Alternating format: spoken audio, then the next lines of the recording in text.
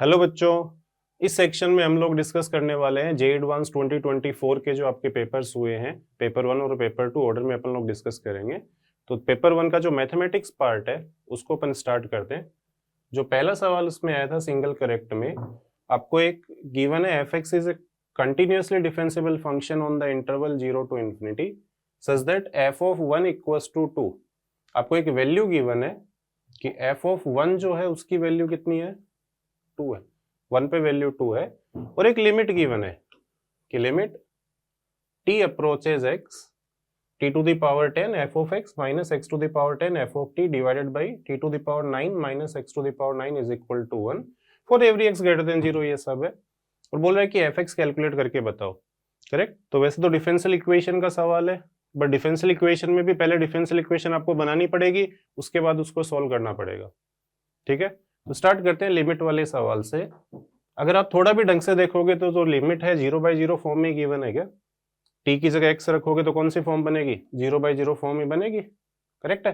और अगर 0/0 फॉर्म है, एलोपिटल से सॉल्व करें तो limit t tends to x, L'Hopital लगाओ, t के रिस्पेक्ट में डिफरेंशिएट करूं तो क्या बनेगा? 10 t to the power 9 f of x as it is minus x to the power 10 as it is, इसका डेरिवेटिव क्या आएगा? f dash t divided by 9 t to the power 8 is equal to 1।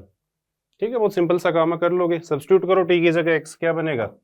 10 x to the power 9 f of x minus x to the power 10 f dash x, और ये कितना हो जाएगा? 9x to the power 8। इसको मैं right side ले जाता हूँ, 9x टू द पावर 8। ठीक है, तो अपने काम करते हैं, fx को y से रिप्लेस कर देते हैं, f डैश x को dy बाई dx से रिप्लेस कर देते हैं। तो 10x to the power 9 y minus x to the power 10, ये हो गया आपका dy by dx is equal to 9x to the power 8। ठीक है, तो ऐसे अगर मैं dy बाई dx का कोफिशिएंट 1 बनाऊं, x to the power minus 10 से डिवाइड कर दो पूरी इक्वेशन को, तो यहां से बनेगा dy by dx minus x to the power 10 से डिवाइड किया गया, इधर क्या बचेगा? माइनस 10 अपॉन x बचेगा क्या? y is equal to right side में ये भी नेगेटिव हो जाएगा, माइनस 9 अपॉन एक्स स्क्वायर। आराम से ऑब्जर्व कर सकते हैं कि लीनियर डिफरेंशियल इक्वेशन लिखी है। करेक्ट है। लीनियर डिफरेंशियल इक्वेशन को सोल्व करने का तरीका क्या है? सबसे पहले क्या कैलकुलेट करें? इंटीग्रेटिंग फैक्टर कैलकुलेट करो। इंटीग्रेटिंग फैक्टर कैलकुलेट करें, वो हो जाएगा e to the power integration minus 10 by X D X. आराम से कैलकुलेट हो जाएगा ये भी। नहीं, क्या बनेगा? e to the power minus 10 ln x which is nothing but x to the power minus 10, यानी 1 upon x to the power 10। ये आपका इंटीग्रेटिंग फैक्टर आ गया, बस सोल्व करना बाकी रहा। तो इस इक्वेशन का सॉल्यूशन क्या हो जाएगा? इंटीग्रेटिंग फैक्टर क्या? 1 अपॉन x की पावर 10। तो सॉल्यूशन आपका हो जाएगा y into 1 upon x to the power 10 is equal to integration of 1 upon x to the power 10 into qx। और qx की वैल्यू कितनी है? qx की जो वैल्यू डिफरेंशियल इक्वेशन में वो कितनी है? या नहीं, इधर सोल्व किया था, माइनस 9 अपॉन एक्स स्क्वायर, ये और सब्स्टिट्यूट कर दो, minus 9 upon x square dx। ठीक है, तो अल्टीमेटली इंटीग्रेट हो जाएगा ये तो बहुत आराम से। y upon X to the power 10 is equal to, ये लिखा है X to the power minus 12, X to the power minus 12 का integration X to the power minus 11 upon minus 11, तो माइनस माइनस तो प्लस हो गया, 9/11 1 upon X to the power plus integration constant c। ठीक है, इंटीग्रेशन कांस्टेंट निकालने के लिए आपको एक वैल्यू स्टार्टिंग में गिवन थी कि 1 पे वैल्यू कितनी है? 2 है। तो अगर मैं ये सब्स्टिट्यूट कर दूं कि x इक्वल्स टू 1 पे y की वैल्यू 2 है, ये सब्स्टिट्यूट करूं इसमें तो वैल्यू क्या आएगी? ये तो कितना बना? 2 इज इक्वल टू, ये बने तो 9/11 प्लस c, तो c की वैल्यू आ जाएगी 2 माइनस 9/11 विच इज 22 माइनस 9 13/11। ठीक है, ये वैल्यू अगर मैं रख दूं तो आपको बहुत आराम से y मिल जाएगा। तो यहाँ से y by 10, y upon X to the power 10, ये आ गया 9/11 X to the power 11 plus 13 upon 11। ठीक है, x टू द पावर 10 से मल्टीप्लाई कर दो, y आपका fx ही तो है, तो ये बचेगा 9 upon 11x plus 13/11 X to the power 10 which is your final answer. ठीक है, कौन से ऑप्शन में गिवन है भाई? 9/11 9/11 13/11 x⁻10। ऑप्शन बी आपका करेक्ट हो जाएगा। नेक्स्ट जो आपका क्वेश्चन है ये प्रोबेबिलिटी का सवाल है। आपको गिवन है student appears for quiz consisting of only true and false type questions, कि जितने भी क्वेश्चन है वो सारे ट्रू फॉल्स टाइप है। आंसर्स ऑल द क्वेश्चन, ठीक है। Student knows the answer of some question and guess the answer of for remaining question. कुछ सवाल तो उसको आते हैं, है ना, और कुछ क्या कर रहे हैं वो गेस करके आंसर कर रहे हैं। Whenever student knows the answer he gives the correct answer, assume that probability of student giving correct answer for a question given that guess is 1/2। ये बहुत सिंपल लैंग्वेज है। ये बोल रहा है अगर आंसर उसको आता है तो करेक्ट करने की प्रोबेबिलिटी कितनी होगी, 1 होगी, और अगर गेस कर रहा है तो उसके करेक्ट होने की प्रोबेबिलिटी कितनी है, 1/2 हो जाएगी। ठीक है, ठीक है। Also assume that the probability of answer of A question being guessed given that answer is correct is 1/6। बस इसको लिख लो, अपना काम हो जाएगा। ठीक है, तो कुछ कुछ इवेंट्स गिवन है, मैं उनको डिफाइन कर देता हूं। लेट्स से इवेंट ए है, इधर लिख लेते हैं। ए एक इवेंट अपन ने डिफाइन करी कि आंसर करेक्ट है। इवेंट ए है, आंसर इज करेक्ट। ठीक है, और दो इवेंट है। आंसर करेक्ट होने के दो तरीके हो सकते हैं, या तो उसको आंसर मालूम होगा, नहीं, या उसने आंसर गेस किया होगा, यही तो होंगे। उसको आंसर मालूम है, उस बात की प्रोबेबिलिटी E1 बोल देते हैं। Let's say E1 is the probability that he knows the answer and E2 is the probability that he guesses the answer। ठीक है, अब हमें जो गिवन है वो लिख लो। सबसे पहले तो क्या गिवन है, बोल रहा है whenever student knows the answer of a question he gives the correct answer। अगर उसको आंसर आता है तो आंसर करेक्ट होने की प्रोबेबिलिटी कितनी है, 1 है। तो आंसर करेक्ट होने की probability given that he knows the answer, ये कितनी है, 1। ठीक है, और आंसर करेक्ट होने की probability given that he guesses the answer, answer correct है और उसने गेस किया है, इस बात की प्रोबेबिलिटी कितनी है, 1/2। ठीक है, हमें किस बात की प्रोबेबिलिटी और गिवन है, probability of answer of being guessed given that student answer is correct है। आंसर करेक्ट है और उसने गेस किया है, इस बात की प्रोबेबिलिटी कितनी है, 1/6 है। ठीक है, तो 1/6 किस बात की प्रोबेबिलिटी है, 1/6 प्रोबेबिलिटी गिवन है कि आंसर करेक्ट है, हो चुका है, क्या हो चुका है, आंसर करेक्ट है, इस बात की प्रोबेबिलिटी कि उसने गेस किया है, ये प्रोबेबिलिटी कितनी है, 1/6। ठीक है, तो बेस थ्योरम का सिंपल सा सवाल है, सोल्व कर लेंगे। नहीं, आंसर करेक्ट कैसे कैसे हो सकता है, अभी ऐसे लिखते हैं, डिनोमिनेटर में लिखेंगे आंसर करेक्ट है, न्यूमरेटर में उसने गेस किया और आंसर करेक्ट हो जाए। E2 बोला है कि उस इवेंट को इनटू इंटरसेक्शन ए, ये आपको गिवन है 1/6। ठीक है, तो लेट्स से उसको आंसर मालूम है, इस बात की प्रोबेबिलिटी x है, तो उसको आंसर नहीं मालूम है, उसने गेस किया, इस बात की प्रोबेबिलिटी कितनी हो जाएगी, 1 - x। दो ही बातें रही होंगी, या तो उसको आंसर मालूम है, उसने गेस किया है। आंसर मालूम है, इस बात की प्रोबेबिलिटी x है, लेट्स से x है, तो उसने इस बात की प्रोबेबिलिटी कि आंसर गेस किया, वो कितनी हो जाएगी, 1 - x। ठीक है, तो आंसर करेक्ट कैसे कैसे होगा, पहले वो बताओ। दो बातें हैं, या तो उसको आंसर मालूम है, इस बात की प्रोबेबिलिटी कितनी है, x। आंसर मालूम और फिर करेक्ट हो जाए, इस बात की प्रोबेबिलिटी पूरी पूरी है। उसने आंसर गेस किया, इस बात की प्रोबेबिलिटी, आंसर गेस किया और करेक्ट हो जाए, इस बात की प्रोबेबिलिटी कितनी है, 1/2। न्यूमरेटर में क्या रख दूं, 1 - x इंटू 1/2, ये आपको गिवन है 1/6। आराम से सोल्व कर सकते हैं यहाँ से। नहीं, एक 2 का फैक्टर कॉमन आ रहा है, उसको हटा दो, न्यूमरेटर में क्या बचा, 1 - x and denominator will be 2x - x, x + 1 is equal to 1/6। आराम से कैलकुलेट कर सकते हैं यहाँ से, ये हो जाएगा x + 1। तो आपकी 7x की वैल्यू 5 आ रही है, x की वैल्यू कितनी आ गई, 5/7। और आपसे पूछा भी क्या था, प्रोबेबिलिटी E1, E1 क्या था, E1 कौन सी इवेंट है, ही नोज द आंसर। ठीक है, तो आपका करेक्ट आंसर हो जाएगा 5/7। नेक्स्ट क्वेश्चन पे आते हैं। नेक्स्ट जो क्वेश्चन है ट्रिग्नोमेट्री का सवाल है, सिंपल सा। आपको बोल रखा है एक्स एक एंगल है π/2 to π, be such that cot x is equal to -5/√11, और एक एक्सप्रेशन गिवन है sin 11x/2 इंटू ये सब कुछ, इसकी वैल्यू बता दो किसके इक्वल है, ये तुमसे डिमांड कर रहे हैं। ठीक है, तो सिंपल सा ही सवाल है, साइन ए कोस बी टाइप्स कुछ सवाल लिखा हुआ है। मैं इसको थोड़ा सिंप्लीफाई कर देता हूँ। इसमें दो एंगल लिखे हुए हैं, ये जो एंगल 11x/2 है, मैं इसको थोड़ी देर के लिए अल्फा बोल देता हूँ, एंड 6x को बीटा ले लेते हैं, एंगल जो 6x है इसको बोल दिया ये है बीटा। तो जो इक्वेशन बन रही है वो कैसे बन जाएगी वो लिख लेते हैं, इधर कहीं लिख लेते हैं। ये बनेगा sine alpha times sign beta minus cos beta plus cos alpha times sign beta plus cos beta. ठीक है, तो दो आइडेंटिटी बनती हुई आपको दिख जानी चाहिए। एक है sine alpha sine beta plus cos alpha cos beta, वो हो जाएगा cos of alpha minus beta.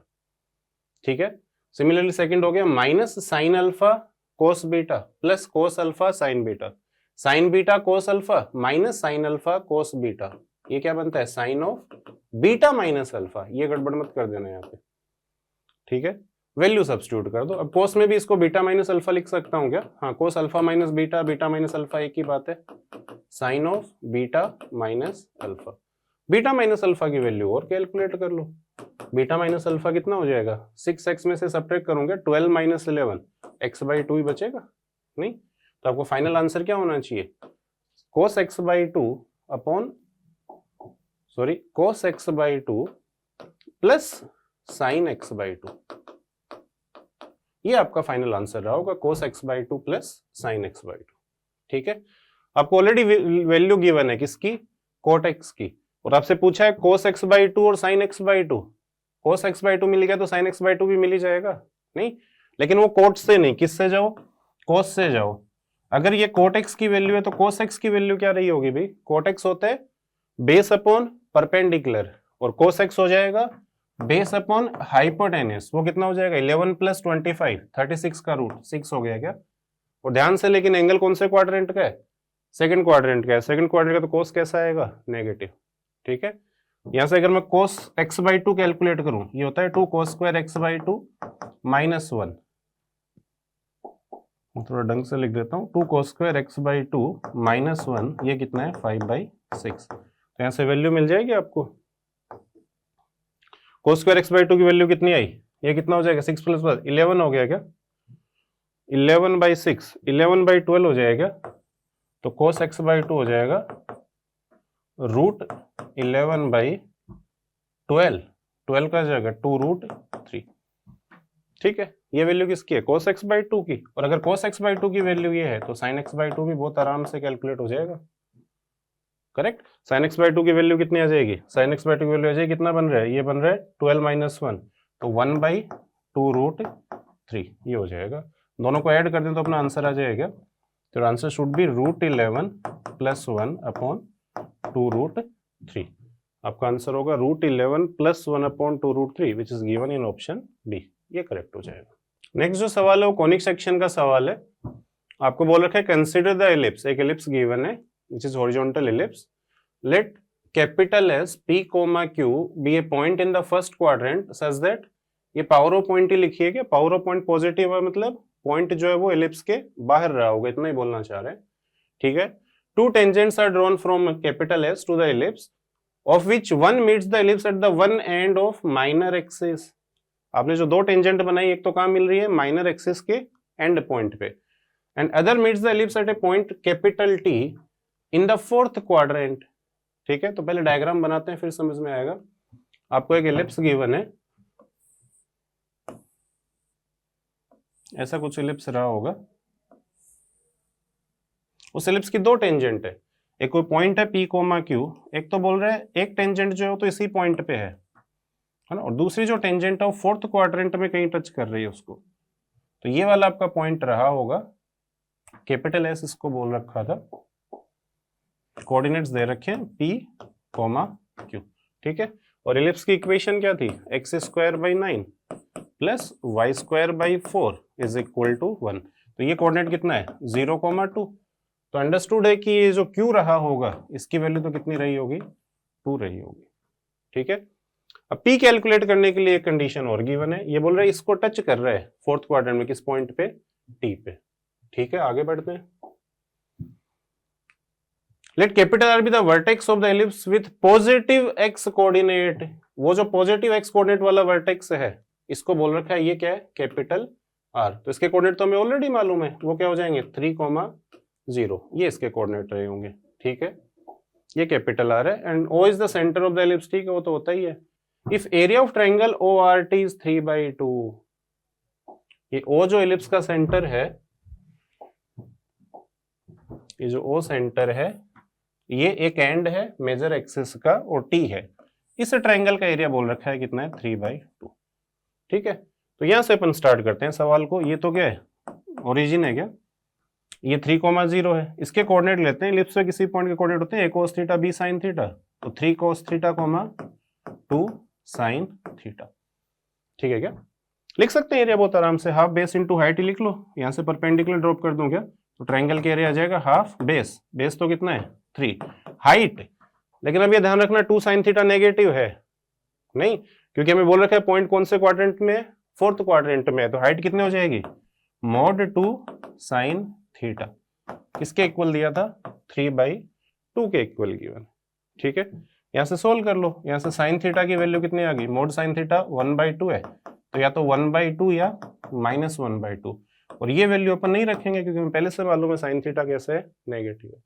अगर sin थीटा नेगेटिव है तो t के कोऑर्डिनेट मिल गए क्या, फिर नहीं, sin थीटा अगर -1/2 है, cos थीटा की वैल्यू √3/2 हो जाएगी, तो x कोऑर्डिनेट तो क्या हुआ 3√3/2, और y कोऑर्डिनेट कितना हो जाएगा -1, ठीक है। क्या इस पॉइंट पे टेंजेंट की इक्वेशन लिख सकते हैं क्या, बहुत आराम से लिख सकते हैं, t = 0 से टेंजेंट की इक्वेशन हो जाएगी x × 3√3 upon 2 × 9 plus y × -1 divided by 4 is equal to 1।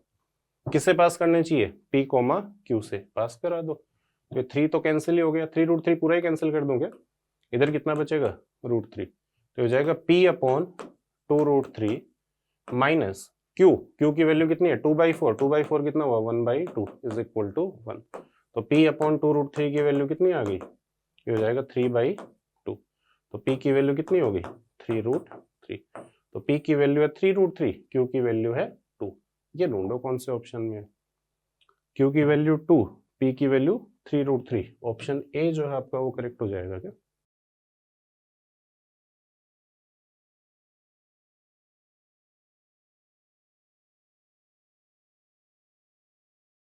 Next सवाल पे आते हैं। ये जो सवाल है सेक्शन बी का सवाल है, सेक्शन बी में इसमें 1 और मोर देन 1 करेक्ट वाले सवाल जो आपसे पूछते हैं। आपको 3 सेट दे रखे हैं, सेट ए में बोल रखा है कलेक्शन ऑफ a + b √2 है, जहां पे a और b सारे के सारे इंटीजर हैं, और T1 के बारे में बोल रखा है collection of -1 + √2 to the power n where n is natural number. T2 बोल रखा है collection of 1 + √2 to the power n, यहाँ भी n नेचुरल नंबर है। Then which of the following statement is are true, ये आपसे पूछ रहे हैं, ठीक है। ठीक है, अभी स्टार्ट करते हैं। ये ऑप्शन ए थोड़ा सा गलत मिसप्रिंट हो गया, अभी ऑप्शन ए में ये इंटरसेक्शन है, ठीक है। करते हैं, फर्स्ट तो ये बोल रहा है कि मैं z का T1 का और T2 का इंटरसेक्शन यूनियन ले लूं तो किसका सबसेट बने, इसी का सबसेट बनेगा, जहां पे z तो क्या सेट ऑफ इंटीजर है, ठीक है, जितने भी इंटीजर है वो सारे के सारे। T1, अगर मैं T1 को ढंग से देखूं, T1 लिखा है √2 - 1 की पावर n, है ना। आप कोई भी नेचुरल पावर लेते चले जाओ, ये जो नंबर बनेगा √2 तो रहेगा ही ना हमेशा, करेक्ट। तो ये किस टाइप का नंबर बनेगा, इसी टाइप का नंबर बनेगा, a + √2b टाइप, नहीं। या फिर T2 देखो, T2 भी क्या लिखा हुआ है √2 + 1 की पावर n, पावर 1 2 3 4 कुछ भी रखते चले जाओ, ये भी किस टाइप का नंबर बनेगा, इसी टाइप का नंबर बनेगा, a + √2b, ठीक है। तो ये दोनों के दोनों जो है T1 T2 इसी टाइप के नंबर बनेंगे, किसी इंटीजर के लिए a और b इंटीजर रहे होंगे, तो यूनियन ले ले तो सही बात है, सबसेट ही आएगा किसका, a + b √2 का, इसके अलावा तो कोई नंबर बनेगा नहीं। नहीं, ये तो बहुत आसान सा पार्ट था, आप आराम से चेक कर सकते थे। ऑप्शन बी पे आते हैं। ऑप्शन बी बोल रहा है T1 और इसका इंटरसेक्शन जो है वो 5 है, नहीं, तो बेसिकली T1 की रेंज की बात कर रहे हैं।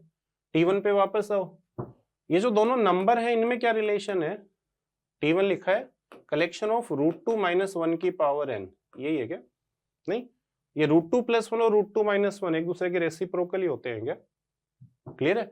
तो इसको मैं ये भी लिख सकता हूं 1/√2 + 1 टू द पावर n, लिखा जा सकता है बहुत आराम से, क्लियर है। अच्छा, इसकी मिनिमम मैक्सिमम वैल्यू की बात करते हैं।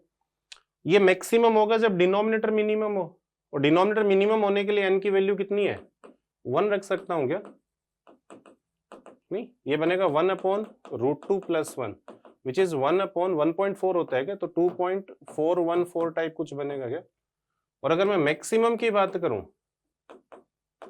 ये मैक्सिमम होगा, उल्टा कर दिया कि डिनोमिनेटर मिनिमम है तो ये क्या बनेगा, मैक्सिमम बनेगा। क्लियर है? और डिनोमिनेटर मैक्सिमम होगा तब ये क्या बनेगा, मिनिमम बनेगा। थोड़ा सा गड़बड़ हो गया, अभी मैं इसको मिटा देता हूं, इस वाले पार्ट को। ठीक है, थोड़ा ढंग से समझते हैं इस चीज को। हाँ, T1 जब ये मिनिमम होगा डिनोमिनेटर, उस केस में T1 की कौन सी वैल्यू आएगी, मैक्सिमम वैल्यू आएगी। और ये मैक्सिमम होगा तो T1 की कौन सी वैल्यू आएगी, मिनिमम वैल्यू आएगी। मैक्सिमम तो समझ में आ रहा है, इन्फिनिटी रहा होगा, और 1/∞ कितना, 0 रहेगा। ठीक है, तो आपका जो T1 है, इस T1 की रेंज क्या आनी चाहिए, इस T1 की रेंज आ जाएगी 0 से लेके 1/2.414। नहीं, क्या इन दोनों में कुछ भी कॉमन नहीं है? हाँ, ये पूरा का पूरा पार्ट इसके अंदर, ये पूरा का पूरा पार्ट इसमें आ रहा है क्या, आ रहा है। इसका मतलब ये जो ऑप्शन है ये तो इनकरेक्ट हो गया। नेक्स्ट आओ T2 पे, ये बोल रहा है T2 का इसके साथ इंटरसेक्शन फाई नहीं है, मतलब कुछ ना कुछ कॉमन है दोनों में। ठीक है, तो अल्टीमेटली T2 की रेंज निकालनी है, और T2 क्या, कलेक्शन ऑफ 1 + √2n ही है क्या? नहीं, इधर भी बहुत आराम से बता सकते हैं, T2 की मिनिमम वैल्यू और T2 की मैक्सिमम वैल्यू दोनों कैलकुलेट की जा सकती है। मिनिमम कब होगा, जब n नेचुरल नंबर है तो 1 ही रखो, ये बनेगा 1 + √2, और मैक्सिमम तो कितना हो जाएगा, इन्फिनिटी हो जाएगा क्या? नहीं, हाँ ठीक बात है, इसमें और इसमें कुछ तो कॉमन आया ही होगा। नहीं, इंटरसेक्शन फाई तो नहीं आएगा, और नॉट इक्वल दे रखा है, इसका मतलब ये ऑप्शन करेक्ट हो जाएगा। ठीक है, लास्ट पे आते हैं, ये बोल रहा है for any given a and b which are integers, ये जो कॉम्प्लेक्स नंबर है ये z है, मतलब इंटीजर है, ऐसे बोलना चाह रहे हैं। If and only if b is equal to 0, तो कोई भी कॉम्प्लेक्स नंबर इंटीजर है, इंटीजर भी तो रियल नंबर होते ही हैं। नहीं, और अगर रियल नंबर तो इमेजिनरी पार्ट कितना होना चाहिए, 0। साइन थीटा 0, मतलब थीटा क्या बनेगा, n π, इसकी वैल्यू किसके इक्वल होनी चाहिए, n π। इसका सिंपल सा मतलब है कि ये इंटीजर बनना चाहिए, और ये इंटीजर बनने के लिए b कितना होगा, 0 होगा। नहीं, तो b 0 है तभी ये इंटीजर बनेगा, और कन्वर्स भी ट्रू है, ये b को अगर 0 रख दूं तो यही तो बचा, और a क्या है, इंटीजर ही तो है। नहीं, तो ऑप्शन 4 जो है, डी जो है, ये भी आपका करेक्ट हो जाएगा। तो फाइनल आंसर क्या हो जाएगा आपका, option A, C and D, ये फाइनल आंसर। नेक्स्ट क्वेश्चन पे आते हैं। नेक्स्ट क्वेश्चन में आपको एक कलेक्शन गिवन है, ऑर्डर ट्रिपलेट है एबीसी, एक सेट गिवन है, और बोल रहे हैं एबीसी सारे रियल नंबर हैं, और ये जो होमोजेनियस इक्वेशन जैसा कुछ लिखा हुआ है, ये बोल रखा है ग्रेटर देन 0 है for all X Y belongs to R2 excluding 0 0 0 0 को छोड़ के, then which of the following statement is are true. तो बेसिकली क्वाड्रेटिक का ही सवाल है, सिंपल सा है ना। क्वाड्रेटिक में अपन बोलते हैं कि कोई भी क्वाड्रेटिक हमेशा पॉजिटिव है, तो leading coefficient positive, D negative. अब इसमें ध्यान रखना, दो क्वाड्रेटिक बना सकते हो आप, y² से डिवाइड कर दूं तो x/y में क्वाड्रेटिक बनेगी क्या, और अगर मैं x² से डिवाइड कर दूं तो y/x में क्वाड्रेटिक बनेगी, है ना। तो लीडिंग कोफिशिएंट a भी हो सकता है, c भी हो सकता है, तो ये दोनों तो कैसे होने चाहिए, पॉजिटिव ही होने चाहिए। और इसका d जो है डिस्क्रिमिनेंट, वो कैसा होना चाहिए, नेगेटिव। डी तो सोल्व कर लोगे, क्या बनेगा, 4b² - 4ac << 0। बेसिकली b² की वैल्यू जो है कम होनी चाहिए किससे, a × c से। तो ये तीन कंडीशन होल्ड करनी चाहिए, a और c दोनों पॉजिटिव होने चाहिए, और b² जो है वो ac से कम होना चाहिए हमेशा, तभी वैलिड होगा। ठीक है, अब तो बस ऑप्शन से चेक करने। ऑप्शन ए बोल रखा है कि ये वाला जो है, ये ट्रिपलेट जो है, ये इसको सेटिस्फाई कर रहा है, चेक करके बताओ। तो देखो सेटिस्फाई कर रहा है कि नहीं, 7/2 का स्क्वायर कितना हुआ, 49/4 << 6 × 2 12 हुआ क्या ना, ये तो 12 से ज्यादा है थोड़ा, इसका मतलब ऑप्शन ए जो है वो तो इनकरेक्ट हो गया। ठीक है, ऑप्शन बी पे हो।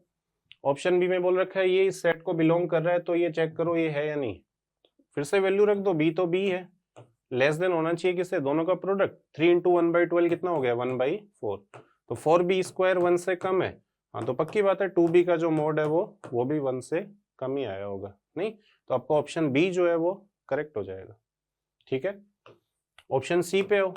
ऑप्शन सी में बोल रखा है फॉर एनी गिवन एबीसी, कोई भी हो जो इस सिस्टम को बिलोंग कर रहा है, the system of linear equation has a unique solution. कैसे चेक करते हैं, डेल्टा निकाल दो। नहीं, यहाँ पे डेल्टा क्या आएगा, ए बी बी सी, तो डेल्टा की वैल्यू आई AC - b², और क्लियरली दिख रहा है कि b² AC से छोटा है। b² अगर AC से छोटा है, पॉजिटिव क्वांटिटी आएगा, ये तो 0 नहीं आ रहा है, और डेल्टा 0 नहीं आता है मतलब यूनिक सॉल्यूशन ही बोलते हैं क्या, ये ऑप्शन भी आपका करेक्ट हो जाएगा। ठीक है, सेम डी चेक करो। डी में homogeneous system of equation given है क्या, होमोजेनियस में दो ही बातें होती है, इधर यूनिक सॉल्यूशन और इनफाइनाइट सॉल्यूशन। वो कैसे चेक करते हैं, वो भी डेल्टा से ही चेक करते हैं। इसका डेल्टा कैलकुलेट करो, which is a+1 b c+1, यही बनेगा। करो भी मल्टीप्लाई, ये हो जाएगा a+1 into c+1 minus b square. तो मल्टीप्लाई करूं तो बनेगा a plus c plus 1 plus a c minus b square. ये तो हमें पहले से मालूम है कि पॉजिटिव है क्या, और ये अपन ने सोल्व कर लिया कि बी स्क्वायर की वैल्यू एसी से ज्यादा है, तो ये वाली क्वांटिटी भी पॉजिटिव ही आई होगी। नहीं, इसका मतलब डेल्टा जो है वो 0 नहीं आ रहा है, और डेल्टा 0 नहीं आ रहा है तो ये भी करेक्ट हो जाएगा। नहीं, तो आपका करेक्ट आंसर कौन सा होना चाहिए, करेक्ट आंसर इस सवाल का होना चाहिए बी सी एंड डी, ये करेक्ट हो जाएगा। नेक्स्ट जो सवाल है ये 3D का सवाल है। आपको दे रखा है कि 3 डायमेंशन स्पेस में दो पॉइंट है P और Q, एक पॉइंट ये एक पॉइंट ये, और distance x, y denote the distance between point x and y। इन दोनों पॉइंट के बीच के डिस्टेंस को ऐसे लिखा हुआ है बस। ठीक है, तो दो कलेक्शन है, कैपिटल S और कैपिटल T है। कैपिटल S में किसका कलेक्शन है, x और p की डिस्टेंस जो है उसका स्क्वायर माइनस और x और q के बीच के डिस्टेंस का स्क्वायर वो 50 है। और इसमें भी ऐसा ही कुछ रिलेशन गिवन है बट उल्टा हो गया कि y की q से डिस्टेंस का स्क्वायर और y की p से डिस्टेंस का स्क्वायर जो है वो 50 है। ठीक है, तो मैं x से स्टार्ट कर देता हूँ। लेट्स से x जो पॉइंट है आपका x, y, z रहा होगा। नहीं, तो x की p से डिस्टेंस का स्क्वायर वो क्या बनेगा, x माइनस 1 का होल स्क्वायर, y माइनस 2 का स्क्वायर, z माइनस 3 का स्क्वायर, ये बनेगा। माइनस x की q से distance x minus 4 square, y minus 2 का whole square plus z minus 7, z minus 7 का होल स्क्वायर। ये आपको दे रखा है किसके इक्वल है, 50 के इक्वल। ठीक है, अब तो कैलकुलेशन बची कर लोगे कि y माइनस 2 का स्क्वायर तो पूरा ही कैंसिल हो गया क्या, एक्स स्क्वायर जेड स्क्वायर भी कैंसिल हो गया, x का coefficient minus 2x minus 8x कितना बचेगा, 6x ही बचेगा। z यहाँ से आएगा माइनस 6z, यहाँ से प्लस 14z, कितना बच जाएगा प्लस 8z। कांस्टेंट और कैलकुलेट करो, यहाँ से कितना है 9 प्लस 1 10 हो गया क्या, और ये हुआ 49 प्लस 16 65 हुआ क्या, 65 माइनस 55 बोल दूं क्या, इज इक्वल टू 50। नहीं, तो आपका जो पहला सेट है वो आया 6x plus 8z is equal to 105। ठीक है, तो बेसिकली एक प्लेन पे लाई कर रहे हैं, जितने भी सारे पॉइंट है सारे के सारे इस प्लेन पे लाई कर रहे हैं। करेक्ट। अब देखो थोड़ा सा ही चेंज है इसमें भी, इसमें p से डिस्टेंस माइनस q से डिस्टेंस लिखा था स्क्वायर में, इसमें लिखा है डिस्टेंस ऑफ q का square minus distance of p का स्क्वायर, यानी ये नेगेटिव ही बनेगा क्या, उसी का तो नेगेटिव बनेगा। नहीं, तो उधर अगर माइनस 50 होता तो आपका ये क्या बन जाएगा 6x plus 8z is equal to 5। ठीक है, तो s और t जो है बेसिकली दो पैरेलल प्लेन रहे होंगे, ये आपको दे रखे हैं सवाल में, बस बाकी ऑप्शन से चेक करना। स्टार्ट करो one by one. There is a triangle whose area is 1, all whose vertices are from S। क्या इस वाले प्लेन पे ऐसे 3 पॉइंट मिल सकते हैं क्या, हाँ मिल सकते हैं आराम से, तीनों को ज्वाइन कर दो, ट्रायंगल का एरिया कितना हो जाएगा, 1 ट्रायंगल का एरिया मिल ही सकता है इस प्लेन में, कोई बड़ी बात थोड़ी है। ऑप्शन ए जो है वो करेक्ट हो जाएगा।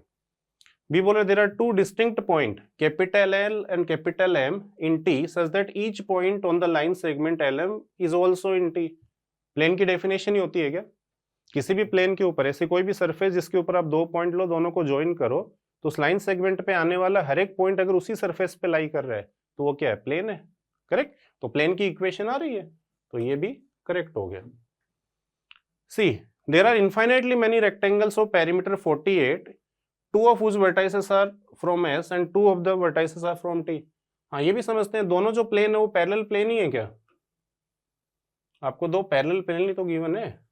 नहीं, और दोनों पैरेलल प्लेन के बीच की डिस्टेंस कितनी वो भी कैलकुलेट करो, इन दोनों के बीच की डिस्टेंस निकालें तो कांस्टेंट का डिफरेंस तो कितना हुआ 100 डिवाइडेड बाई 36 प्लस 64 10 बन जाएगा क्या, 10 है। ठीक है, तो इन दोनों के बीच की जो डिस्टेंस है ये वाली, ये कितनी है 10। तो क्या ऐसा कोई रेक्टेंगल बन सकता है क्या जिसकी रेक्टेंगल का पेरीमीटर जो है वो कितना है 48 है, पेरीमीटर 48 है तो ये 10 है तो इधर भी 10 ही रही होगी, 20 तो ये हो गया, कितना बचा 28, ये दोनों साइड 14 14 है ना। तो दो जो पॉइंट है ये तो इस प्लेन पे मिल जाएंगे आपको, दो पॉइंट इस प्लेन पे बहुत आराम से मिल जाएंगे, ठीक है क्या। तो ये वाला जो ऑप्शन है ये भी करेक्ट हो जाएगा आपका, ऑप्शन सी भी करेक्ट है। हाँ, जो गड़बड़ी सवाल में बच्चों करके आए हैं वो ऑप्शन डी में करके आए हैं, उसमें बोला क्या there is square of perimeter 48 है।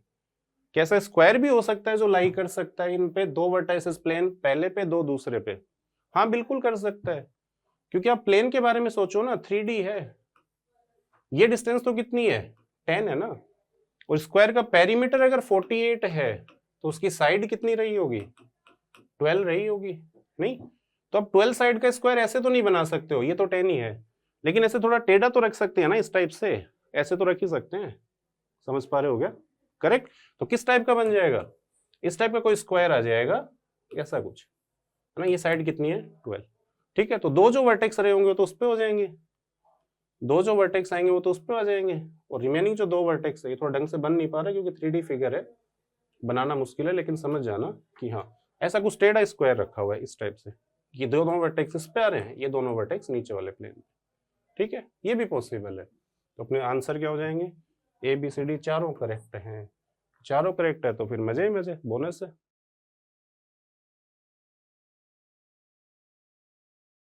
नेक्स्ट जो सेगमेंट है वो इंटीजर टाइप है, आपको दो नंबर गिवन है, ए बोल रखा है 3√2 है और बी ये है 1/5⁻1/6 टाइम्स √6, और दो इक्वेशन दे रखी है, सिंपल सिंपल उनको सोल्व करना है। बस इक्वेशन सोल्व करने से पहले दो जो क्वांटिटी हैं इनकी वैल्यू आपको कैलकुलेट करनी है। देखो लोग को कितना खूबसूरती से यूज किया सवाल में, है ना, कि लोग आ भी गए और लोग का सवाल लग भी नहीं रहा, उस टाइप का सवाल है कि इक्वेशन है लीनियर उसको सोल्व करनी है, पहले इन लोग की वैल्यू कैलकुलेट करो। तो ये जो वैल्यू है 18⁵ ए की वैल्यू कितनी है, बेस है 3√2, ठीक है। अब बताओ 3√2 और 18 में क्या रिलेशन है, 3√2 का स्क्वायर 18 होता है, सबको पता है, नहीं, और ऐसी भी प्रॉपर्टी पढ़ते हैं अपन, नंबर और बेस दोनों का स्क्वायर कर दें तो वैल्यू पे कोई फर्क नहीं पड़ेगा, लोग की वैल्यू वही रहेगी, दोनों का स्क्वायर कर दो। अगर मैं इसका स्क्वायर करूं तो पावर कितनी हो जाएगी 5/2, और ये कितना बन गया 18 बन गया क्या, तो आंसर कितना आया 5/2, यानी ये जो वैल्यू है ये वैल्यू तो कितनी है 5/2 है, क्लियर है। सिमिलरली सेकंड को सोल्व करो, log of √1080 to the base b की वैल्यू कितनी 1/5⁻1/6 टाइम √6, ठीक है। तो पहले तो इसी को हटा लेते हैं, इसकी पावर -1 ही लिखी है क्या, और बेस की कोई भी पावर है उससे डिवाइड कर दो, -1 से डिवाइड करो मल्टीप्लाई करो, एक ही बात है, √1080 5⁻1/6 टाइम्स √6, ठीक है। बेस की पावर 1/6 आ रही है क्या, एक काम करो नंबर और बेस दोनों की पावर 6 ले लो, इसकी पावर 6 लूं तो क्या होगा 1080 टू द पावर 3 हो जाएगा, नहीं, और ये बनेगा 5 × 6 की पावर 3, और 6 टू द पावर 3 होता है 216, 216 × 5 ये 1080 बनता है क्या, नहीं, तो इसकी वैल्यू कितनी आ गई -3, ये है आपका -3, ठीक है। देखो ना दो लीनियर इक्वेशन सोल्व करवा रहा है एडवांस, एक इक्वेशन है 3x + 2y = 5/2 and the second equation is 2x - y = -3, इन दोनों को सोल्व करना है बस, ठीक है। इसको 2 से मल्टीप्लाई करके ऐड कर दूंगा तो 4x + 3x कितना हो गया 7x, और इसको 2 से मल्टीप्लाई किया है क्या -6 + 5/2, ये बनेगा -6 + 5/2, तो -12 + 5, -12 + 5 कितना बचेगा -7/2 ही बचेगा, तो x की वैल्यू कितनी आएगी -1/2, और अगर x की वैल्यू -1/2 मतलब ये -1 है, इधर ले आओ, y की वैल्यू कितनी हो गई 2 हो जाएगी क्या, ठीक है। ये दोनों वैल्यू यहाँ सब्स्टिट्यूट कर दो, तो 2x की 4x की वैल्यू कितनी हुई -2, 5y की वैल्यू कितनी हुई 10, तो आंसर शुड बी 8, ये आपका आंसर हो जाएगा। नेक्स्ट क्वेश्चन पे आते हैं, आपको एक डिग्री 4 का पॉलिनोमियल गिवन है विथ रियल कोफिशिएंट, सवाल में बोल रखा है कोफिशिएंट कैसे हैं रियल है, और f(1) जो है वो -9 है, बोला क्या suppose i√3 is a root of the equation, इस इक्वेशन का एक रूट क्या है i√3 है, नहीं, और ढंग से देखो कोफिशिएंट क्या है, कोफिशिएंट रियल है क्या, और अगर कोफिशिएंट रियल हैं, एक रूट ये है, तो दूसरा क्या रहा होगा, माइनस आयोटा रूट 3 रहा होगा। नहीं, तो एक काम करते हैं, एक क्वाड्रेटिक बना लेते हैं जिसका एक रूट ये रहा होगा, और वो कैसे बनाए, स्क्वायर कर दो, एक्स स्क्वायर की वैल्यू कितनी आई, -3। तो एक फैक्टर इसका क्या रहा होगा, x square plus 3 is equal to 0। तो इसका एक फैक्टर ये रहा होगा, ढंग से देखो, एक एक्स तो कॉमन ही आ जाएगा, तो 4x square plus 3ax plus 2b is equal to 0। तो एक x की वैल्यू तो कितनी है, 0 है, एक रूट तो यही है।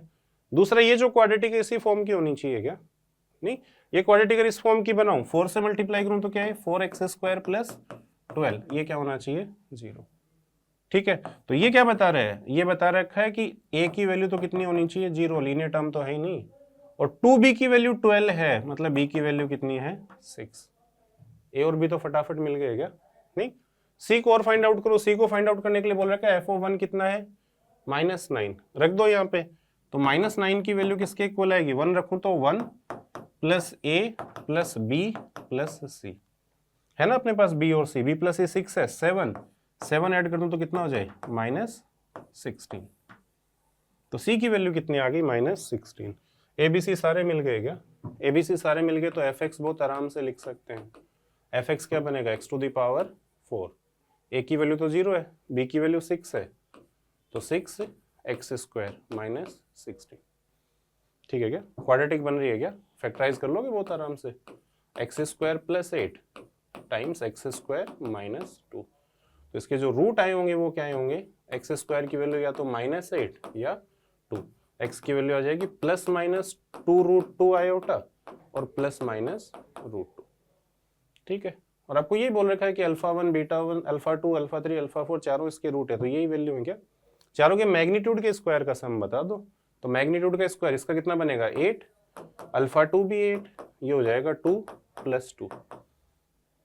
ठीक है, तो आपका आंसर कितना हो जाना चाहिए, 20। ये आपका इस सवाल का आंसर होगा।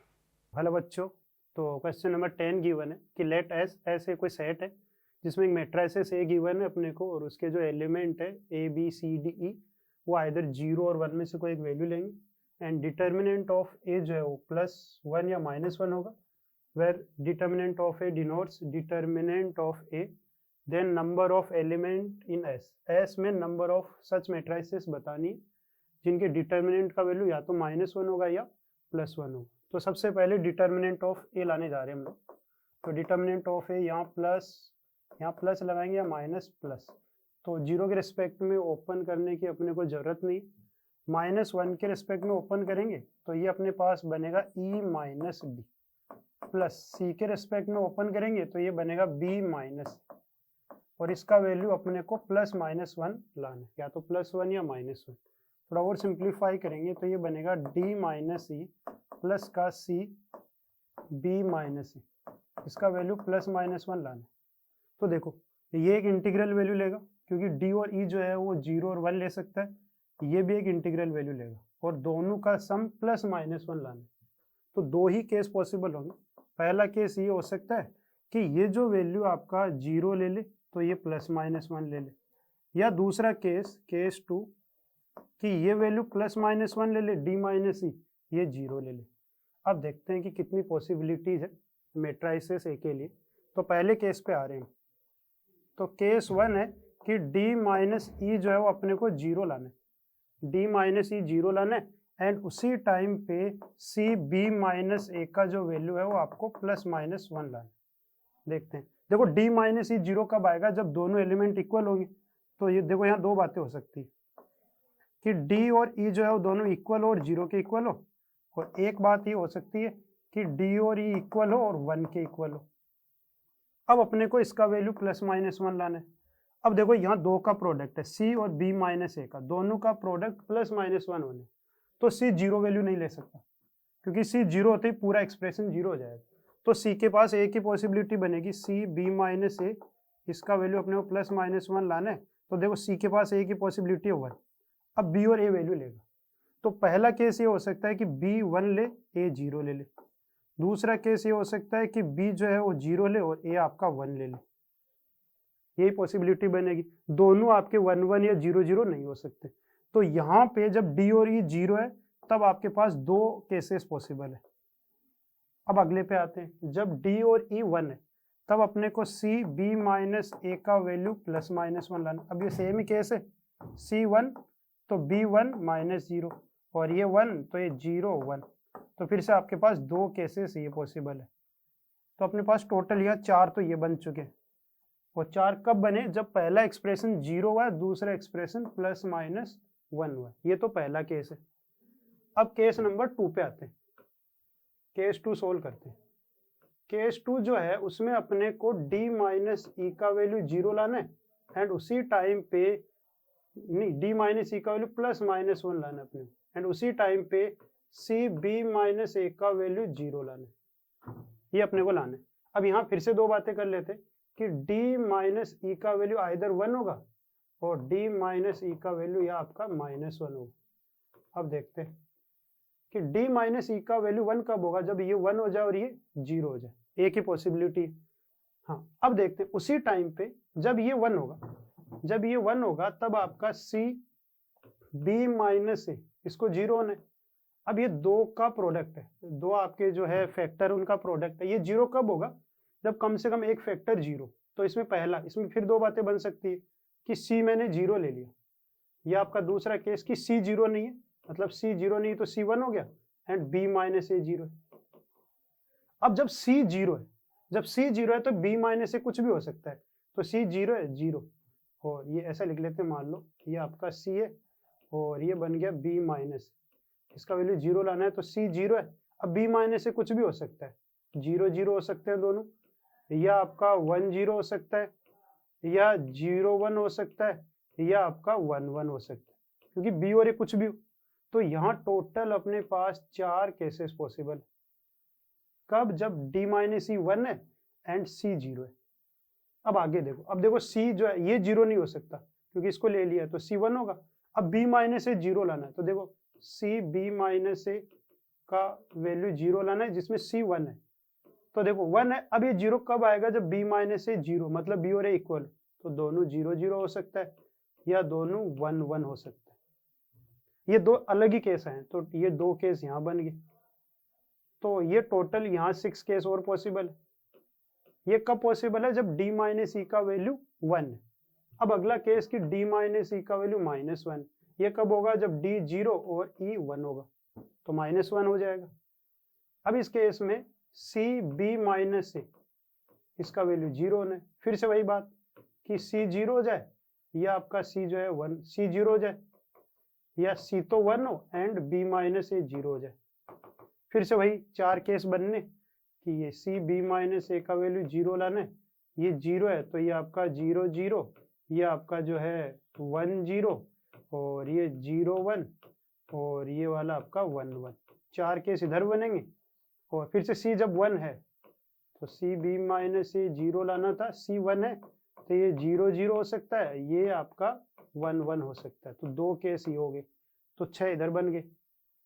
ये 6 अलग है क्योंकि यहाँ d1 है e0, इधर d0 e1 है, तो 6 और 6 12, 12 तो इधर हो गए, 12 प्लस का 4, तो टोटल जो केस पॉसिबल हुए हैं टोटल आपके 16 मेट्राइसेस पॉसिबल है, 16 मेट्राइसेस पॉसिबल है।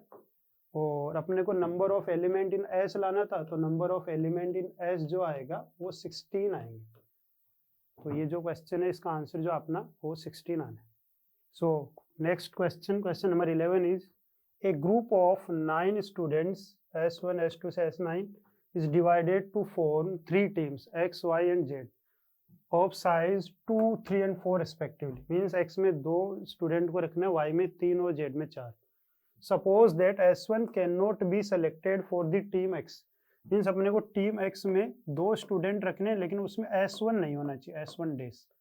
Y में अपने को 3 student रखना है, and S2 cannot be selected for the team Y. इसमें S2 नहीं होना चाहिए, S2 days. और Z में अपने को 4 number of student 4 रखने, तो आपको बताना है कि the number of ways to form such teams, अपने को number of ways बताना है। तो अपने को ये बताना है कि आपको जो है S1 जो है वो आपका नहीं होना चाहिए एंड S2 जो है वो आपका Y में नहीं होना चाहिए, ये X में और ये Y, ये बताना है अपने को, ठीक है। तो देखो इसका फॉर्मूला कैसे बनेगा, सबसे पहले हम लोग क्या करते हैं, डेज को इकट्ठा कर लेते हैं। तो डेज को इकट्ठा करेंगे तो आपका जो है डी मॉर्गन्स लॉ से इंटरसेक्शन यूनियन में चला जाएगा, इंटरसेक्शन जो है आपका यूनियन में चला जाएगा, ठीक है। अब इसका फॉर्मूला जो बनेगा, टोटल जो अपने पास केसेस बन रहे हैं एन एस माइनस का एन S1 यूनियन S2, ये लाना है अपने को। आगे जो बन जाएगा एन एस यूनियन का फॉर्मूला होता है हमारे पास एन S1 प्लस का एन S2 माइनस का एन S1 इंटरसेक्शन S2। अब इसका मतलब क्या वो समझना। देखो इसमें हम लोग फॉर्मूले में वैल्यू रखेंगे तो अपना आंसर आ जाएगा। तो सबसे पहले एस का मतलब एन एस, एस का मतलब ये है कि अपने को एक्स में दो टोटल बताने कि एक्स जो टीम है उसमें 2 स्टूडेंट को भेजते हैं, वाई में 3 को और जेड में 4 को। तो 9 स्टूडेंट को अपने को 3 ग्रुप में डिवाइड करना बिना किसी कंडीशन के। तो 9 स्टूडेंट को 3 ग्रुप में डिवाइड करना है, एक में 2 होने चाहिए, एक में 3 और एक में 4। तो ग्रुपिंग थ्योरी लगाते हैं तो अपने पास फॉर्मूला बन जाएगा 9 factorial upon 2 factorial 3 factorial 4 factorial. अब समझना यहाँ क्या हुआ है, एक जगह 2 स्टूडेंट खड़े हैं, एक जगह 3 है और एक जगह 4 है। अब ये जो 2 है ना, 2 वाला ग्रुप ये अपने आप x के पास चला जाएगा, तो इसके पास जाने की एक ही चांस है। y वाला ये 3 वाले नंबर ऑफ स्टूडेंट जिसमें 3 है वो ग्रुप y और ये z के पास चला जाएगा। तो इनको आगे डिस्ट्रीब्यूट नहीं कर सकते हम लोग, एक एक तरीका है। अब इसको सोल्व करते हैं तो देखो 9 फैक्टोरियल को मैं ये लिख सकता हूँ, 9 निकाला बाहर, फिर 8, फिर 7, फिर 6 और फिर हमने 5 निकाल लिया, इंटू 4 फैक्टोरियल बच गया। और डिनोमिनेटर में अपने पास 2 फैक्टोरियल 2 होता है, 3 फैक्टोरियल 6 होता है, इंटू 4 फैक्टोरियल। देखो ये इससे चला जाएगा और 6 से 6 कट जाएगा और ये 2 जो है 4 टाइम्स कट जाएगा।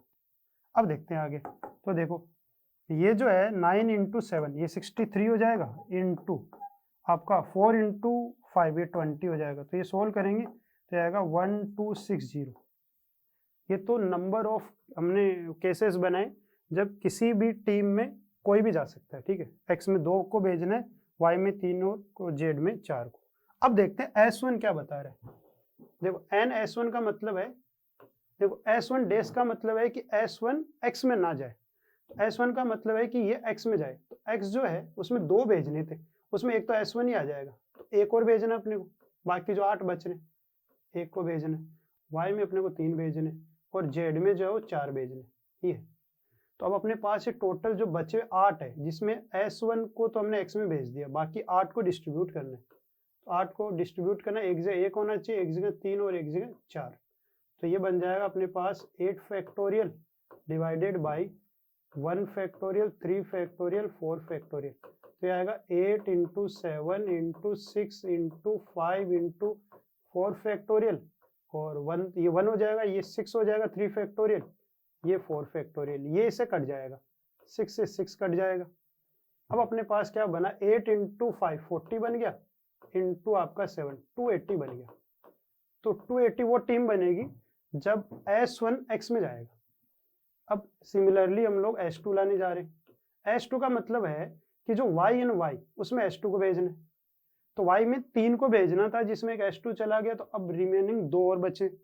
x में अपने को 2 को भेजना है और z में अपने को 4 को भेजना है। तो ये टोटल 8 हो गए, 8 के 3 टीम बनानी है, एक जगह 2, एक जगह 2 और एक जगह 4। तो ये बन जाएगा अपने पास 8 factorial upon 2 factorial 2 factorial 4 factorial. एक चीज समझते हैं, देखो यहाँ पे 2 में नंबर ऑफ जो स्टूडेंट या क्वांटिटी सेम है, तो उतने फैक्टोरियल से और डिवाइड करेंगे, 2 फैक्टोरियल इन 2। अब देखना, देखो ये 4 जो है ना, ये तो जेड के पास चले जाएंगे, एक ही चॉइस है।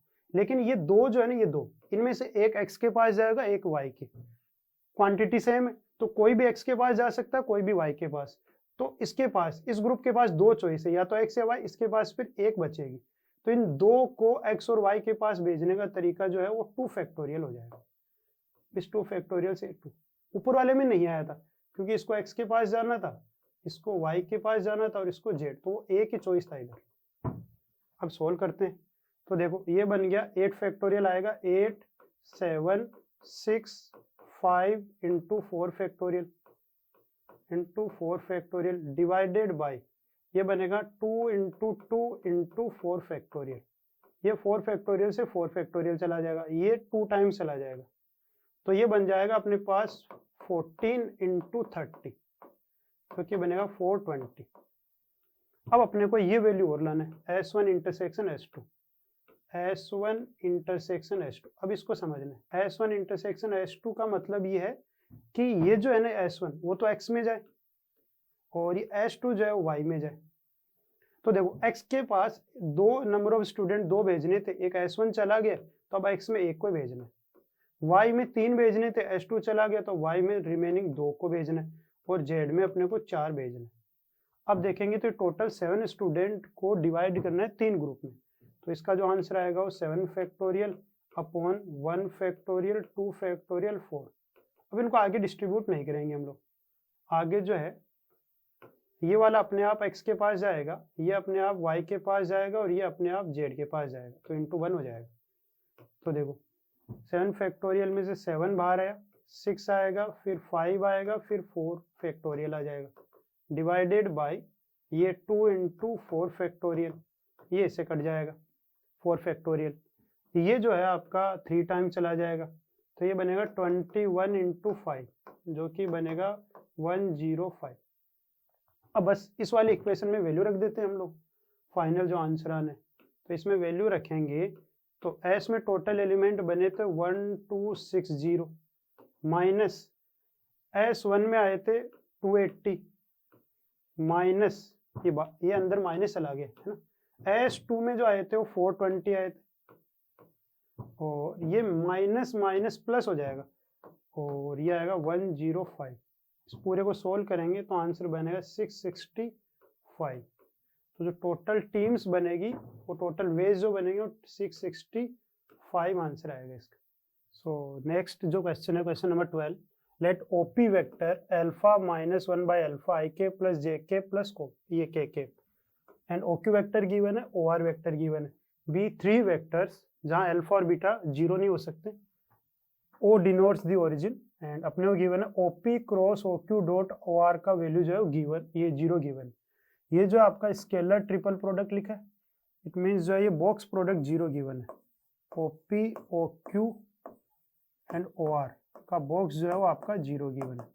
तो बॉक्स जीरो गिवन है तो इनके डिटर्मिनेंट का जो वैल्यू होगा उसको जीरो करना है, एक कंपोनेंट के जो कंपोनेंट से जो डिटर्मिनेंट बनेगा, तो पहला जो है वो OP का ये जो कंपोनेंट है अल्फा माइनस 1 बाई अल्फा, फिर 1 1, फिर जो ये है वो 1 बीटा माइनस 1 बाई बीटा और ये आपका 1 गिवन है और अगला गिवन है 1 1 1 बाई 2, इसका डिटर्मिनेंट जीरो है। तो सोल्व करते हैं, यहाँ प्लस लगाया, यहाँ माइनस एंड यहाँ प्लस, तो अल्फा माइनस 1 बाई अल्फा के रिस्पेक्ट में ओपन करने जा रहे हैं, तो ये इधर मल्टीप्लाई होगा 2, तो ये बनेगा बीटा माइनस 1 बाई 2 बीटा और माइनस 1 इधर मल्टीप्लाई होगा, फिर माइनस 1 के रिस्पेक्ट में ओपन करेंगे तो ये बनेगा 1 बाई 2 माइनस 1, 1 बाई 2 माइनस 1 और फिर प्लस 1 के रिस्पेक्ट में ओपन करेंगे तो ये बनेगा 1 minus beta minus 1 by beta. इसको जीरो करना है अपने को, देखते हैं आगे। देखो यहाँ एलसीएम लेंगे तो alpha minus 1 by alpha same, यहाँ एलसीएम लिया हमने तो यहाँ 2 बीटा बनेगा और एक बीटा पहले से चला गया तो ये बचा minus 1 minus beta upon 2 beta, फिर यहाँ माइनस 1 बाई 2 प्लस 1 तो प्लस 1 बाई 2 बचा है और यहाँ पे एलसीएम लिया तो प्लस 1 बाई बीटा बचा है इजिकल्स टू 0। अब सबका एलसीएम लेंगे तो पहले टर्म में 2 अल्फा बीटा एलसीएम आ रहा है, तो यहाँ मैंने क्या किया अल्फा बीटा से मल्टीप्लाई किया और अल्फा बीटा से डिवाइड, यहाँ बीटा पहले से तो 2 अल्फा से मल्टीप्लाई और 2 अल्फा से डिवाइड, अब पूरे एक्सप्रेशन का जो एलसीएम आएगा वो आपका 2 अल्फा बीटा आ जाएगा, इधर आपका जीरो है ही। अब देखते हैं, तो देखो ये इससे मल्टीप्लाई होगा अल्फा माइनस 1, तो ये अल्फा मल्टीप्लाई करेंगे तो माइनस अल्फा बीटा, फिर ये प्लस 1 बनेगा प्लस बीटा बनेगा, फिर अगला जो बनेगा प्लस का अल्फा बीटा बनेगा और प्लस का 2 अल्फा। देखो plus alpha beta minus alpha beta चला गया, डिनोमिनेटर उधर आ ही गया। अब आगे देखते हैं, तो आगे सोल्व करेंगे, ये 2 अल्फा में से अल्फा जाएगा तो अल्फा बचेगा और एक प्लस का बीटा है और प्लस 1 इज इक्वल्स टू 0, ये अपने पास एक्सप्रेशन है। अब आगे देखते हैं, आगे क्या गिवन है क्वेश्चन में, point alpha beta 2 lies on the plane, ये प्लेन पे लाई कर रहा है, तो ये पॉइंट इसको सेटिस्फाई करेगा, रख देते हैं। तो ये बनेगा 3 अल्फा प्लस का 3 beta -2 plus l is equals to 0। जहाँ पे 3 कॉमन ले लेंगे तो अल्फा प्लस बीटा बचेगा जिसका वैल्यू -1 आएगा यहाँ से और -2 plus l is equals to 0। तो यहाँ से सोल्व करेंगे तो एल का वैल्यू 5 आ रहा है। तो ये जो क्वेश्चन है इसका इंटीग्रल आंसर जो आएगा वो 5 आएगा। तो वेक्टर एंड 3D का बहुत ही इजी ये question. So next question is let x, 30 number question है, let x be a random variable and P x जो है उसकी प्रोबेबिलिटी को बता रहा है, denotes the probability that x takes the values small x. Suppose that ये कोई पॉइंट है एक्स कोमा पी एक्स, उसकी प्रोबेबिलिटी है जहाँ पे स्मॉल एक्स 0 1 2 3 4 ले रहा है, lies on a fixed straight line.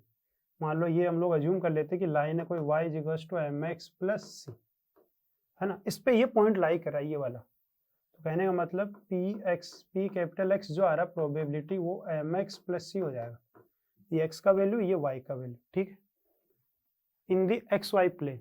और आगे बोला गया probability of px is equals to 0 for all values of x belongs to r minus e। Means x का वैल्यू 0 1 2 3 4 के अलावा कुछ भी होगा तो प्रोबेबिलिटी 0 है। तो हम लोग x का वैल्यू वो लेंगे ही नहीं, x के पास 5 ही चॉइस है, 0 1 2 3 और 4, आगे जितनी भी वैल्यू हो तो 0 हो जाएगी प्रोबेबिलिटी, और उनका मीन गिवन है। Then variance of x is alpha, तो अपने को बताना है। देखो पहले एक बार टेबल बनाते हैं कि अपने को जो है प्रोबेबिलिटी डिस्ट्रीब्यूशन कैसा है वो देखते हैं, ठीक है। तो प्रोबेबिलिटी डिस्ट्रीब्यूशन कैसा हो रहा होगा, सबसे पहले यहाँ पे एक रैंडम वेरिएबल x है जो कि स्मॉल x वैल्यू ले रहा है और उसकी प्रोबेबिलिटी को px बोला जा रहा है ना, और x और px में ये रिलेशन गिवन है स्ट्रेट लाइन वाला, और x जो है ना वो 0 1 2 3 4 ले रहा है, तो 0 वैल्यू ले सकता है, 1 ले सकता है, 2 ले सकता है, 3 ले सकता है एंड 4 वैल्यू ले सकता है। इसके अलावा कोई भी वैल्यू लेंगे हम लोग तो उस केस में प्रोबेबिलिटी 0 हो जाएगी, तो वो अपने को वैल्यू लेनी नहीं है। अब जब x का वैल्यू 0 रखोगे तो px का वैल्यू 0 प्लस c बचेगा, सिर्फ c बचेगा। 1 रखोगे तो यहाँ बनेगा m प्लस c, 2 रखोगे तो ये बनेगा 2m प्लस c, 3 रखेंगे तो 3m प्लस c, और 4 रखोगे तो 4m प्लस c। अब यहाँ दो अननोन है m और c, तो ये प्रोबेबिलिटी डिस्ट्रीब्यूशन गिवन है, और हम लोग जानते हैं प्रोबेबिलिटी डिस्ट्रीब्यूशन में जितनी भी प्रोबेबिलिटी है उनका सम जो होगा सिग्मा पी आई, उसका वैल्यू 1 होगा। तो ये सारी प्रोबेबिलिटी c प्लस का m प्लस c प्लस का 2m प्लस c प्लस का 3m प्लस c और प्लस का 4m प्लस c, इसका वैल्यू 1 1 है। देखते हैं, देखो 4 3 7 9 10, तो 10 तो m है, 10 टाइम्स तो m, और c 1 2 3 4 5 टाइम्स c, इसका वैल्यू 1 है। 5 से मैं डिवाइड कर दूंगा तो ये बनेगा 2m प्लस c, इसका वैल्यू 1/5 आएगा। ये अपने पास इक्वेशन नंबर 1 बन गई। तो m और c में एक इक्वेशन तो ये आ चुकी। अब और देखते हैं, देखो इस डेटा का मीन जो दिया गया वो 5/2 दिया गया, मीन को म्यू से डिनोट करते हैं, वो गिवन है 5/2, और उसका फॉर्मूला होता है sigma pixi is equals to 5/2। Means हर एक रैंडम वेरिएबल को करेस्पॉन्डिंग प्रोबेबिलिटी से मल्टीप्लाई करना है। तो जब 0 को c से मल्टीप्लाई करोगे तो पहला तो 0 आ जाएगा, फिर जब 1 से मल्टीप्लाई करेंगे तो m प्लस c बनेगा, फिर जब 2 से मल्टीप्लाई करेंगे तो 4m प्लस 2c बनेगा, और जब हम लोग 3 से मल्टीप्लाई करेंगे तो 9m प्लस का 3c बनेगा, और जब 4 से मल्टीप्लाई करेंगे तो 16m प्लस का 4c, इसका वैल्यू 5/2 है। आगे देखते हैं, देखो m बन गया, m और 4m 5m और 9 14 प्लस 16, तो m 30 बन रहा है ना, और c में कितना बन रहा है 3 और 3 6 और 4 10, तो 10c बन रहा है, इसका वैल्यू 5/2। अब मैं 10 से डिवाइड कर दूंगा तो ये बनेगा 3m प्लस का c इज इक्वल्स टू 10 से डिवाइड करेंगे तो ये अपने पास बन जाएगा 1/4। ये इक्वेशन नंबर जो है वो आपकी होगी 2। अब 1 और 2 को सोल्व करेंगे तो m और c आ जाएगा, तो डायरेक्ट सोल्व कर लेते हैं यहीं पे, यहीं सोल्व कर लेते हैं, है ना। 1 और 2 से हम लोग सोल्व करने जा रहे हैं, तो यहाँ से देखो दोनों को माइनस करेंगे तो c से c कट जाएगा, इधर 3m माइनस 2m, तो m बचेगा, और इधर 1/4 में से 1/5 माइनस कर लेंगे, तो एलसीएम 20 आएगा, तो 1/20 बन जाएगा, तो m का वैल्यू 1/20 है, और m का वैल्यू 1/20 तो 2/20, तो 1/10 उधर जाएगा, तो c का वैल्यू 1/5 माइनस 1/10, तो 1/10, थोड़ा और एलसीएम लेके तो 2/20, तो c 2/20 आ रहे, m 1/20 आ रहे। अब एक बार ये वैल्यू यहाँ टेबल में रख के दोबारा मैं टेबल जो है उसको फॉर्म कर रहा हूँ, देखो दोबारा टेबल क्या बनेगी देखते हैं। तो यहाँ पे अपने को रैंडम वेरिएबल x है और यहाँ उसकी प्रोबेबिलिटी px। जब रैंडम वेरिएबल x 0 है तो c का वैल्यू कितना 2/20 है। जब 1 है तब वो m प्लस c है, तो m और c को ऐड करेंगे तो ये 3/20 बन जाएगा। 2 है, 2 पे 2m प्लस c, 2m तो 2/20 प्लस 1/20, 2/20 प्लस 2/20 4/20 बनेगा। जब x का वैल्यू 3 है तो यहाँ रखेंगे तो 3 प्लस 2 5/20 बनेगा, और जब 4 है तब ये बनेगा 6/20। तो अपने पास अब वो रैंडम वेरिएबल है उसका प्रॉपर डिस्ट्रीब्यूशन आ चुका है। अब अपने को बताना है वेरिएंस अल्फा। देखो वेरिएंस का फॉर्मूला ही होता है sigma p i x i square minus sigma p i x i का होल स्क्वायर, और basically sigma p i x i आपका जो है वो मीन ही होता है, sigma p i x i mean ही, जिसका वैल्यू 5/2, इसका वैल्यू तो हमारे पास है 5/2। दिक्कत है यहाँ पे, देखो यहाँ प्रोबेबिलिटी है ये रही, और एक्स आई का मतलब जो रैंडम वेरिएबल है उसकी जितनी भी वैल्यू उनका स्क्वायर करके मल्टीप्लाई करना। तो सबसे पहले 0 का स्क्वायर इधर मल्टीप्लाई करेंगे, तो पहला होगा 2/20 इंटू 0, कोई मतलब नहीं। फिर अगला बनेगा 3/20 इंटू 1 का स्क्वायर 1 रहेगा। फिर अगला बनेगा 4/20 इंटू आपका जो है वो ये 2 स्क्वायर जो कि 4 बन जाएगा। अगला बनेगा 5/20 इंटू 3 स्क्वायर जो कि 9 बनेगा। अगला 6/20 इंटू 4 स्क्वायर जो कि बनेगा 16, है ना। माइनस का यहाँ बन गया 5/2 का होल स्क्वायर, ये वाले वैल्यू। अब एलसीएम ले लेते, देखो ये तो 0 हो गया, इन सब का एलसीएम 20 आ गया, जो यहाँ बनेगा 3 प्लस का 16 प्लस का 45 प्लस का 96, और माइनस का ये बन गया 25/4। इसको भी 5 से मल्टीप्लाई डिवाइड कर लेते हैं, 5 से मल्टीप्लाई डिवाइड।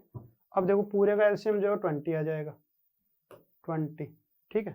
और ये जो वाला ऐड करेंगे तो ये 19 बनेगा। 19 इंटू 45 हम लोग जब ऐड करेंगे तो 19 इंटू 45 आपका जो बन जाएगा 64 प्लस का 96, तो ये 160 बन जाएगा, माइनस ये 125, माइनस करेंगे तो 35/20 बनेगा। तो अल्फा ये आ गया 35/20। अब अपने को 24 अल्फा का वैल्यू बताना था, तो 24 अल्फा का वैल्यू लाना है अपने को, तो ये बन जाएगा 24 टाइम्स 35/20, जिसको सोल्व करोगे तो 42 आएगा। तो ये जो है क्वेश्चन, इसका इंटीग्रल वैल्यू जो आ रहा है वो आपका 42 आएगा।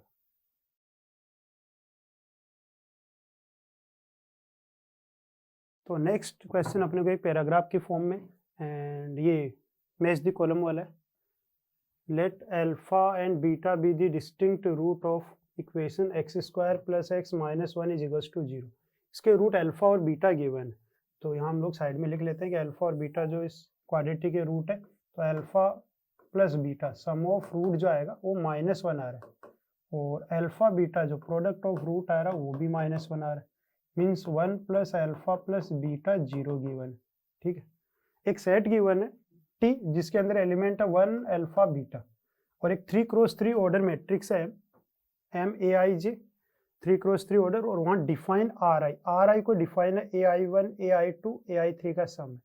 कहने का मतलब है कि मान लो ये कोई मैट्रिसेस M है, और ये गिवन अपने को A11 A12 A13, तो जो पहली रो का सम है ना इन सारे एलिमेंट का सम, उसको R1 बोला जा रहा है, ठीक है। A21, A22, A23, इसको R2 बोला जा रहा है, रो को नहीं, सम को बोला जा रहा है। और A31, A32, A33, इसमें जितने एलिमेंट है थर्ड रो में उनका सम R3 बोला जा रहा है। और सेम लॉजिक से CJ, तो ये कॉलम है, तो ये कॉलम 1 जो है उसका सम जो है C1 बोला जा रहा है, C2 और ये C3, इनका सम बोला जा रहा है। ठीक, अपने को मैच दी कॉलम है कि कौन से लिस्ट 1 के जो करेक्ट आंसर हो लिस्ट 2 में अपने को लाने। तो पहले P पे आते, P वाले ऑप्शन पे आते। तो P में क्या बोला गया, number of matrices M Aij with all entries in T, means इसके जितने एलिमेंट हो या तो 1 हो सकते हैं, अल्फा बीटा, इन्हीं में से आने, such that Ri is equals to Cj is equals to 0, means row जितनी भी है सब 0 होगी, सबका सम, एलिमेंट का सम, और कॉलम में जितने भी एलिमेंट है सबका सम जो है वो 0 आएगा, ऐसे ये लाना है। नंबर ऑफ सच मेट्राइसेस अपने को बतानी। अब देखो एक बार हम लोग पहली रो को देखते हैं। पहली रो में 3 एलिमेंट, जिसमें किसी कोई भी वैल्यू 1, ये 3 वैल्यू ले सकता है, 1 अल्फा बीटा, 1 अल्फा बीटा। अब देखो जैसे मान लो कोई दो ने सेम वैल्यू ले ली, मान लो फॉर एग्जांपल 1 और 1 ले ली, तो थर्ड -2 हो ही नहीं सकता, पॉसिबिलिटी नहीं, क्योंकि वो 1 अल्फा बीटा में से और अल्फा और बीटा आपके इरेशनल रूट आ रहे हैं। ठीक, अब फॉर एग्जांपल 1 नहीं लिया, मान लो 2 ने सेम लिया, अल्फा और अल्फा लिया, तो थर्ड जो है -2 अल्फा हो ही नहीं सकता। तो यहाँ पे ये है कि तीनों रूट जो है उनको डिफरेंट होना पड़ेगा, और एक रूट, फॉर एग्जांपल एक रूट 1 हुआ, एक अल्फा और एक बीटा हुआ, तो उनका सम 0 हो जाएगा। अब अपने को समझना है कि अपने को जो 9 एलिमेंट रखने वो ऐसे है कि हर एक रो के तीनों एलिमेंट में किसी एक को 1 होना है, एक को अल्फा, एक को बीटा। सेम चीज कॉलम में 1 अल्फा बीटा, तो 1 अल्फा बीटा, ताकि उनका सम जो है वो 0 रहे। अब देखते हैं, देखो पहली रो में 3 एलिमेंट है, 3 एलिमेंट है, और हर एक एलिमेंट के पास, जैसे ये वाले एलिमेंट के पास 3 चॉइस है, या तो 1 हो सकता है, या अल्फा हो सकता है, बीटा, तो इसके पास 3 चॉइस है, तो 3 चॉइस है। फॉर एग्जाम्पल मैंने एग्जाम्पल लिखा 1 आया है, तो अब यहाँ 1 आ गया, तो इसके पास 2 ही चॉइस बचेगी, इस वाले के पास अल्फा और बीटा में से, तो इसके पास 2 चॉइस है। पहली रो की बात करें, फॉर एग्जाम्पल इधर अल्फा है, और लास्ट वाले के पास 1 चॉइस, मान लो फॉर एग्जाम्पल ये बीटा है। तो पहली रो हमने फिल कर ली 6 तरीके से, 3 फैक्टोरियल से। अब दूसरी रो पे आते हैं, देखो दूसरी रो में अब ध्यान क्या देना है, इधर कॉलम में भी ध्यान देना है कि कॉलम के सारे एलिमेंट जो अलग अलग होने, एक को 1 होने। अब ये 1 आ गया, तो यहाँ 1 नहीं आ सकता, यहाँ वाले एलिमेंट, तो इस वाले एलिमेंट के पास 2 ही चॉइस है, अल्फा और बीटा, तो यहाँ 2 चॉइस है, 2 चॉइस है इनटू, सेकंड रो के लिए लिखने जा रहे हैं, ये तो रो 1 के लिए लिखा था, सेकंड रो ये रो 1 के लिए था, 2 चॉइस अल्फा और बीटा। फॉर एग्जाम्पल इधर अल्फा आया, एग्जाम्पल के तौर पे अल्फा आया। अब यहाँ जो है ना, यहाँ ना तो अल्फा आएगा, अल्फा नहीं आ सकता, 1 और बीटा में से कोई आएगा। फॉर एग्जाम्पल इधर यदि आपने 1 रखा तो इधर बीटा है, तो ये कॉलम गड़बड़ा जाएगा, क्योंकि कॉलम के सारे एलिमेंट डिफरेंट होने, इसका मतलब यहाँ 1 नहीं आ सकता, तो यहाँ बीटा आएगा, यहाँ बीटा आएगा, तो यहाँ क्या आएगा, 1 आएगा। तो यहाँ पे 2 चॉइस है, तो उनके करस्पॉन्डिंग एक ही चॉइस है, यहाँ 1 आएगा और यहाँ बीटा आना है, और यहाँ आपका जो है 1 आना है। और फॉर एग्जाम्पल इधर बीटा आता, फॉर एग्जाम्पल इधर आप बीटा रखते, तो यहाँ अल्फा होता, यहाँ 1 होता और यहाँ अल्फा होता। तो यहाँ 2 चॉइस है, या तो अल्फा को रखेंगे और बीटा को, किसी एक को रखेंगे, और उनके करस्पॉन्डिंग चॉइस एक ही है। तो यहाँ 2 चॉइस है, यहाँ 1 × 1, क्लियर है। अब फॉर एग्जाम्पल इधर अल्फा रखा हमने, यहाँ 1 है, यहाँ अल्फा है, तो यहाँ अल्फा है, तो इस कॉलम का सम 0 है, तो यहाँ बीटा है, तो इसके पास एक ही चॉइस है। अब इधर अल्फा है, इधर आपका बीटा है, तो इधर 1 आना पड़ेगा, एक ही चॉइस। इधर बीटा 1, तो इधर अल्फा आना, एक ही चॉइस। तो लास्ट चॉइस के हर एक एलिमेंट के पास, लास्ट जो रो है उसके पास एक एक ही चॉइस। तो टोटल जो मैट्रिसेस बनेगी, ये रो 2 और रो 3, हमने रो को भरा है तो उसी हिसाब से कॉलम भर गया। तो देखो टोटल बने अपने पास 6 × 2 12, तो जो P है उसका आंसर 12 आ रहा है, तो P जो 2 से कनेक्ट होगा, P का आंसर 2 आ रहा है, ठीक है, ये P आ चुका है, ये तो क्लियर है। देखो एक बार दोबारा समझते हैं, R1 R2 R3 के सारे एलिमेंट का सम 0 होना है, तो इधर एलिमेंट का सम 0, इधर भी 0, इधर भी 0, इधर भी 0 होना है कॉलम में भी, और ये तभी 0 होगा क्योंकि हमने देखा 1 + अल्फा + बीटा 0 है, तो तीनों एलिमेंट में से किसी एक को 1, किसी एक को अल्फा, किसी एक को बीटा, तो पहली रो के पास इस वाले एलिमेंट के पास 3 चॉइस है, 1 अल्फा बीटा, फिर एक यहाँ है तो अगले के पास 2 चॉइस, फिर एक। तो पहले को तो हम लोग ऐसे फिल करेंगे। अब दूसरी रो में यहाँ 1 आ चुका है, तो यहाँ अल्फा और बीटा में से कोई एक चॉइस है। मैंने अल्फा लिया था, इधर अल्फा लिया तो 2 चॉइस थी। अब अल्फा के करस्पॉन्डिंग इधर बीटा आना, इधर 1 आना, क्योंकि इधर बीटा नहीं आ सकता तो एक चॉइस, अगले के पास, इसके पास भी एक चॉइस, इसके पास भी एक। फिर यहाँ 1 अल्फा, तो कॉलम में सम 0 होना है, तो इधर बीटा एक ही चॉइस है, इधर अल्फा बीटा है तो इधर एक 1, इधर बीटा एक तो इधर अल्फा एक। ठीक है, तो अपने पास टोटल 12 बन चुका है। ये तो P अपने पास जो है वो स्टेटमेंट है। अब Q देखते हैं। Q में बताना है number of symmetric matrices, symmetric बताना है with all entries in T such that Cj is equals to 0। इस बार कॉलम जो है, कॉलम उनका जो है एंट्रीज का सम 0 होना है और सिमेट्रिक होना है। तो देखो Q पे आते हैं, तो इस बार कॉलम वाइज बनना है, रो पे ध्यान नहीं देना, कॉलम पे ध्यान देना। तो पहले कॉलम के सारे एलिमेंट का सम 0 होना है। तो हम लोग यही अभी देखा कि सम तभी 0 होगा जब एक एलिमेंट 1, एक अल्फा, एक बीटा हो जाए। तो यहाँ जो 3 एलिमेंट है ना, उनके पास पहले एलिमेंट के पास 3 चॉइस है, 1 अल्फा बीटा में से कोई एक। तो पहले एलिमेंट के पास 3 चॉइस, तो मान लो फॉर एग्जांपल 1 रखा इधर। तो अगला जो एलिमेंट बनेगा ये वाला, ये अल्फा और बीटा में से कोई एक आएगा। तो मान लो यहाँ अल्फा रख दिया, तो इसके पास 2 चॉइस थी, तो यहाँ पे सिर्फ एक ही चॉइस बचेगी, बीटा है ना, बीटा, इसके पास एक चॉइस आएगी। तो पहले कॉलम को हमने फिल कर लिया, 1 अल्फा बीटा, है ना, कोई भी भर लो कहीं पे भी। अब ये जो है सिमेट्रिक है, तो यहाँ अल्फा है तो यहाँ भी अल्फा है, और यहाँ बीटा है तो यहाँ भी बीटा है। अब बाकी एलिमेंट पे कोई कंडीशन नहीं। अब ये 4 एलिमेंट अपने को फिल और करने, रो पे ध्यान नहीं देना, कॉलम पे। अब देखते हैं, देखो पहले इस वाले एलिमेंट पे आते, इस वाले पे आते। देखो यहाँ पे बीटा है, तो यहाँ या तो 1 हो सकता है या अल्फा हो सकता है ना, 1 या अल्फा। फॉर एग्जाम्पल इधर 1 रखा, अल्फा रखा, फॉर एग्जाम्पल इधर अल्फा रखा, तो यहाँ भी अल्फा आएगा, और ये अल्फा और अल्फा सेम हुआ तो एक कॉलम फिल नहीं कर पाएंगे, ये 0 नहीं होगा सम। इसका मतलब यहाँ अल्फा नहीं आ सकता, तो अल्फा रॉन्ग हो गया इधर, तो इधर 1 ही आना पड़ेगा। इसके पास एक ही चॉइस है, तो इधर भी 1 ही आएगा। तो इस वाले एलिमेंट के पास भी एक ही चॉइस, 1 आना पड़ेगा, और कोई चॉइस है नहीं। और यहाँ 1 आया तो यहाँ अल्फा आएगा, यहाँ अल्फा, तो इस वाले के पास भी एक ही चॉइस है।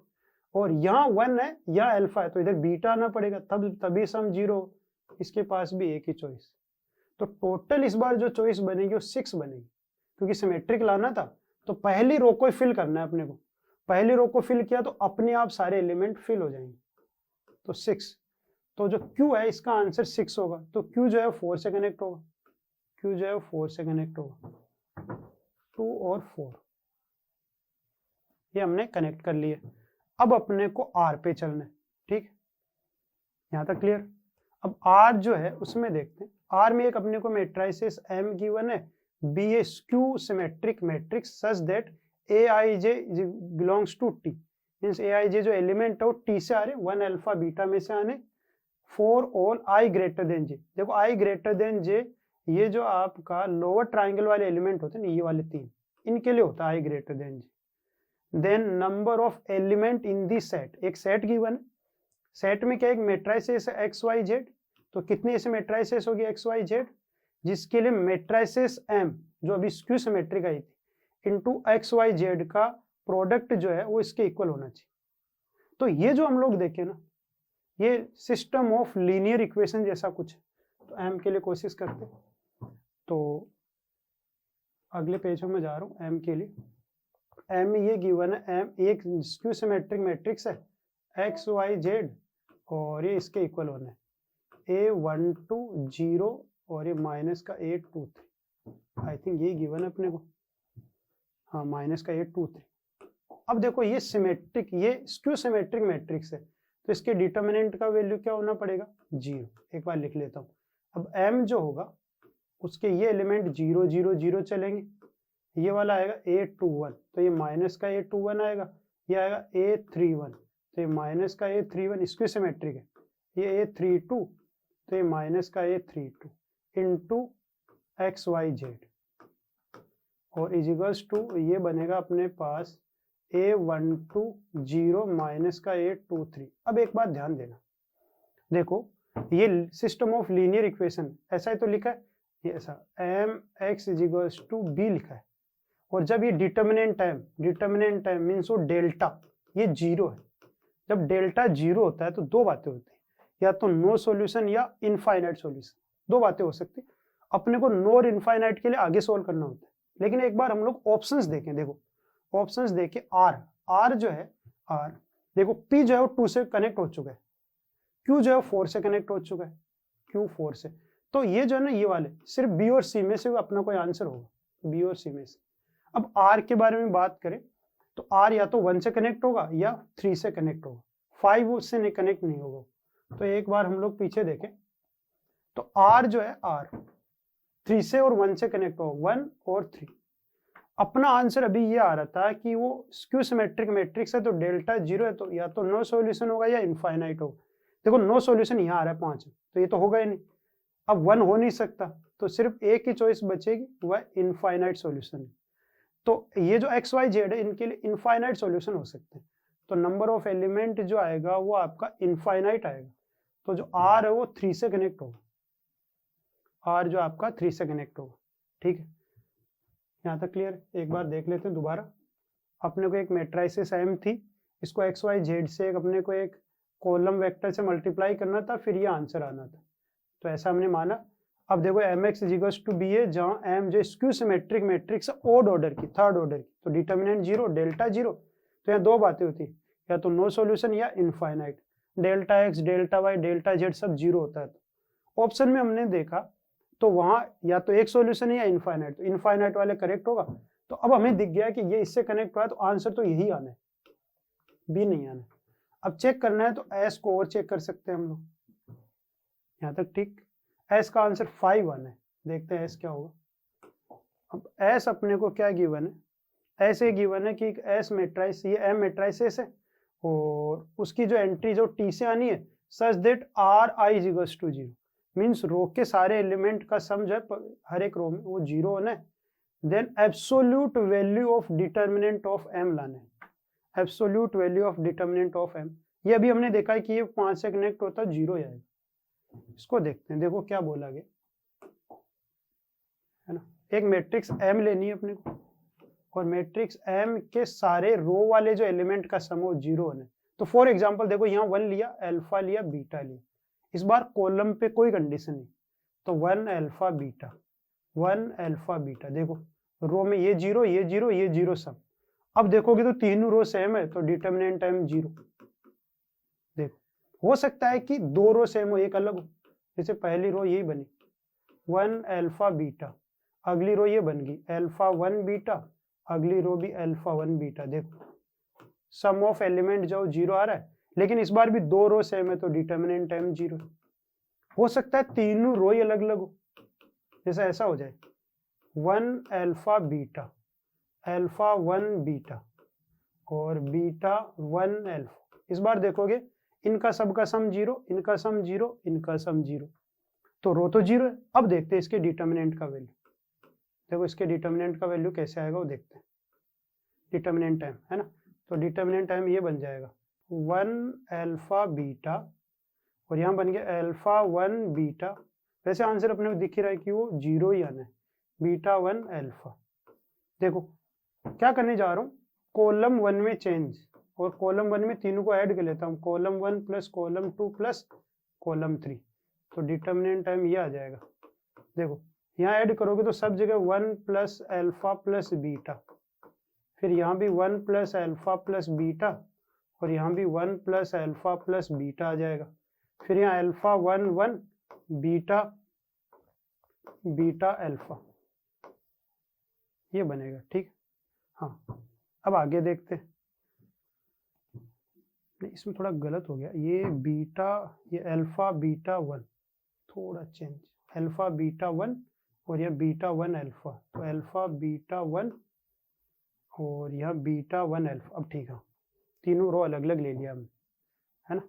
देखते हैं, तो यहाँ बन जाएगा बीटा, यहाँ पे है आपका बीटा और यहाँ आपका 1 और यहाँ 1 अल्फा। ठीक है, देखो पहली रो से ये कॉमन आ गया, 1 plus alpha plus beta. Common लेने की जरूरत नहीं, इसका वैल्यू क्या हो जाएगा 0 0 0। तो पहला कॉलम पूरा ही 0 बन गया, तो आंसर फाइनली 0 आ जाएगा। तो आप कैसा भी मैट्रिसेस बनाओ, सम ऑफ रो जो है, रो के जो एलिमेंट का सम जो 0 लोगे आप, तो डिटर्मिनेंट का वैल्यू हर बार ही क्या आ रहा है, 0। एस जो है वो फिफ्थ से कनेक्ट हो। सो next question is, let the straight line y is equals to 2x touch a circle with center 0, alpha greater than 0 and radius r at a point a1.